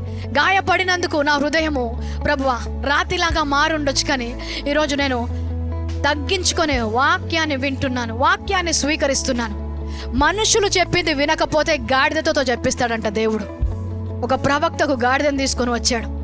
సంఘములో చెప్పింది వినకపోతే బయట ఉన్న వారితో వినాల్సి వస్తుంది. సో ఈరోజు వాక్యాన్ని స్వీకరించి ఆ గాయాన్ని దేవుడు కడుతున్నాడు, నేను పైకి లేస్తాను అనే విశ్వాసముతో వెళ్ళాలి. కానీ నేను గాయపడ్డాను, నేను కంచి కదలను, నేను ఇలాగే మొండిగా ఉంటాను అంటే మాత్రం నిన్ను నీవు అపవాదికి అప్పగించుకుంటున్నావు. ప్రభా మరి ఒకసారి మాతో మాట్లాడినందుకు వందనాలు. మా గాయాలను మీరు కడుతున్నందుకు వందనాలు. నాయన ఎందుకొరకు ఆ పరిస్థితి వచ్చిందో ఈరోజు మాకు చూపెట్టినందుకు వందనాలు. నాయన మేము ఇతరులతో మమ్మల్ని పోల్చుకొని ఉంటే ప్రభా మమ్మల్ని క్షమించండి. నీ పేరు పడ్డ ప్రజలముగా, నీ స్వకీయ సంపాద్యముగా మేము ఈ లోకములో ఉండగా నాయన మమ్మల్ని వారితో కంపేర్ చేసుకోవడానికి, వారితో కాంపిటీషన్కి మమ్మల్ని పెట్టలేదు. నాయన రథములతో మేము పరిగెడుతున్నాం. మా కొరకు ఉంచిన స్థాయి వేరే నాయన. మేము ఉండాల్సిన స్థాయి వేరే. మేము దేని కొరకు ఈ లోకంలో ఉన్నామో ప్రభా అది ఇతరులకు అర్థం కాకపోవచ్చు, కానీ ఈరోజు నాకు అర్థమైనందుకు వందనాలు చెల్లిస్తున్నాము నాయన. ప్రభా దావీదు ఎలాంటి గాయం ఉన్నా కూడా నీ అందు ధైర్యము తెచ్చుకున్నాడు. తన రక్షణ వస్త్రాన్ని నాకు ఇచ్చినప్పుడు ఆయన మీరు ఇచ్చిన ధైర్యము, మీరు ఇచ్చిన బలం బట్టి వందనాలు. ఈరోజు ఎలాంటి గాయపడిన హృదయంతో వచ్చినా కూడా తిరిగి యెహోవా నామములో ధైర్యము తెచ్చుకున్న ప్రతి వ్యక్తిని బట్టి వందనాలు చెల్లిస్తున్నా. ఈరోజు దుఃఖపడుతూ అలాగే ఉన్నామేమో, కానీ దుఃఖించిన తరువాత నిలుచునే కాలము వచ్చిందని మేము నమ్ముచున్నాం. నిలుచున్న కాలములో ప్రభువా మేము ముందుకు వెళ్ళి కోల్పోయినదంతా కూడా తిరిగి మేము సమకూర్చగలము. నేను మీతో ఉన్నానని వాగ్దానము చేసినందుకు వందనాలు చెల్లిస్తున్నా. ఆయన ఈరోజు గాయములతో అక్కడే ఆగిపోయే వాళ్ళము కాదు, కానీ ప్రభా నిలచొని దేవుని కొరకు గొప్ప కార్యాలు చేసే వ్యక్తులుగా వీరు ఉందురుగాక అని ప్రకటిస్తున్నా. ఆయన నీ రాజ్యంలో ఎంతోమంది గొప్ప కార్యాలు చేస్తున్నారు నాయన. ఇంకా కొంతమంది ఇక్కడే ఆ గాయాలతో అలాంటి ఆలోచనతో ఉండిపోతే ఈరోజు వారు మారుదురుగాక అని ప్రకటిస్తున్నాం. వారి గాయములు కట్టబడుచుండగా వారి కొరకు దేవుడు ఏర్పరిచిన నాయన గొప్ప ఆ ప్రయాణం ఏదై ఉందో వారు చూచుదురుగాక అని ప్రకటిస్తున్నా. ముందుకు వెళ్ళినప్పుడు ఇప్పటి నుంచి మీరు ఓడిపోరు, మీకు కావాల్సిందంతా కూడా మీరు దక్కించుకుంటారు అని చెప్పారు నాయన. ఈరోజు ఆ విశ్వాసంతో మేము అడుగు వేస్తున్నాం. అలాంటి నమ్మకంతో మేము ముందుకు వెళ్తున్నాం. కోల్పోయినవన్నీ కూడా మేము దక్కించుకోబోతున్నందుకు వందనాలు చెల్లిస్తున్నాం. కొంతకాలము దుఃఖించామేమో, కొంతకాలము ఆ గాయములో ఉన్నామేమో, కానీ అక్కడే స్థిరముగా ఉండిపోయేవారము కాదు ఆయన. ఈరోజు సాతాను మమ్మల్ని అయిపోయింది గాయముతో అక్కడే ఉండేవారు అనుకుంటుండొచ్చు, కానీ నూతన అధ్యాయము యేసు నామంలో తెరవబడును గాక అని ప్రకటిస్తున్నా. అది దొంగలించిన ప్రతి దానికి 7 అంతలుగా తిరిగి వచ్చును గాక అని ప్రకటిస్తున్నా. దొంగతనంకి వస్తాడు, కానీ నా దేవుడైతే నాకు సమృద్ధిని ఇవ్వడానికి వచ్చాడని నేను నమ్ముచుండగా నాయన ఈరోజు తిరిగి విశ్వాసముతో వెళ్తున్నాను. ఆ పరిస్థితిలో నేను కూలిపోను, కానీ ఆ పరిస్థితిలో నేను నిలుచుంటాను. నా దేవుని కొరకు నిలుచుంటాను, నా దేవునితో నిలుచుంటాను. నా దేవుని ద్వారా నడిపించబడి దేవుని కొరకు గొప్ప కార్యాలు చేస్తారని ప్రకటిస్తున్నాము తండ్రి. ఈ వారంలో నీ యొక్క కార్యములు గొప్పగా ఉండబోతున్నందుకు వందనాలు చెల్లిస్తున్నాం. ఎంతమంది అయితే నాయన నేను నిలిచేదను అని చెప్పారు, ప్రతి స్థలములో నీ సాక్షిగా నిలుచుదురుగాక అని ప్రకటిస్తున్నాం. ఎంతమంది అయితే మేము ఆగిపోము, ముందుకు వెళ్తాము, కొనసాగింపబడతామని నిర్ణయించుకున్నారు, కోల్పోయినవన్నీ కూడా తిరిగి సమకూర్చబడునుగాక అని ప్రకటిస్తున్నాం. ఈరోజు మా శరీరానికి మా మనస్సుకు మీరు ఇచ్చిన ఈ బలాన్ని బట్టి వందనాలు నాయన. మా ఎముకలో ఏది విరగదు, మేము కృంగిపోయే వారము కాదు, కానీ నూతనమైన కృపతో కట్టబడే వారిగా మమ్మల్ని నిర్మించినందుకు వందనాలు చెల్లిస్తున్నా. ఆయన ప్రతి ఒక్క నేత్రము, ఆత్మీయ నేత్రము, దానికి ఆ ప్రత్యక్ష జ్ఞానముకు తెరవబడును గాక అని ప్రకటిస్తున్నాము తండ్రి. మరి ఒక్కసారి మా మధ్యలో మీరు చేసిన కార్యం బట్టి వందనాలు. ఈ వారమంతా మీరు జరిగించబోయే గొప్ప క్రియల కొరకు వందనాలు చెల్లిస్తున్నాం. దేవుని యొక్క కార్యములు ఆయన చేయడానికి సిద్ధపడి నీ యొక్క విశ్వాసులు ముందుకు వెళ్తుండగా యేసు నామములో వారి పైకి లేచుదురుగాక అని ప్రకటిస్తున్నాం. ఉన్న స్థలము కంటే ఉన్నత స్థలములోకి వారు వెళ్ళుదురుగాక అని ప్రకటిస్తున్నాం. వారి స్వరాలని మీరు అభిషేకించండి.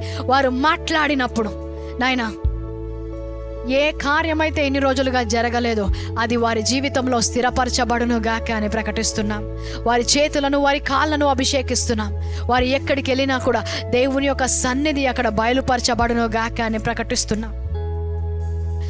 ఎంత ఘోర పరిస్థితి వచ్చినా కూడా మమ్మల్ని మాత్రం అది ఆపలేదు. ఆ పరిస్థితి నన్ను మింగడానికి రాలేదు, ఆ పరిస్థితి నన్ను చంపేయడానికి రాలేదు, ఆ పరిస్థితి నన్ను అణిచివేయడానికి రాలేదు, కానీ ఆ పరిస్థితి నన్ను కట్టడానికి వచ్చిందనే విశ్వాసముతో వెళ్తుండగా నేను నూతనమైన బలము వారి జీవితంలో వచ్చునుగాక అని ప్రకటిస్తున్నాం. వారి చుట్టూ, వారి కుటుంబము చుట్టూ, వారికి కలిగిన దాని అంతటి చుట్టూ నీ కంచెను వేస్తున్నావు. నీవే మా రక్షణ దుర్గం అని ప్రకటిస్తూ యేసు నామములో అడిగి ప్రార్థిస్తున్నాము తండ్రి. ఆమేన్, ఆమేన్, ఆమేన్, ఆమేన్. హల్లెలూయా, హల్లెలూయా. దీవించబడ్డారా? ఏదైనా పొందుకున్నారా? ఎలాగొచ్చానో అలాగే వెళ్తున్నారా? హల్లెలూయా. అనేకుల ముందు దేవుడు మిమ్మల్ని నిల్చోబెట్టబోతున్నారు. గాయాలు కట్టడం మాత్రమే కాదు, కానీ మిమ్మల్ని గట్టిగా చేయబోతున్నాడు. అనేకుల ముందు సాక్షులుగా నిల్చోబెట్టబోతున్నాడు. ఆమేన్. ఈరోజు మీరు విన్న వాక్యము ద్వారా ఆశీర్వదించబడ్డారని నేను నమ్ముతున్నాను.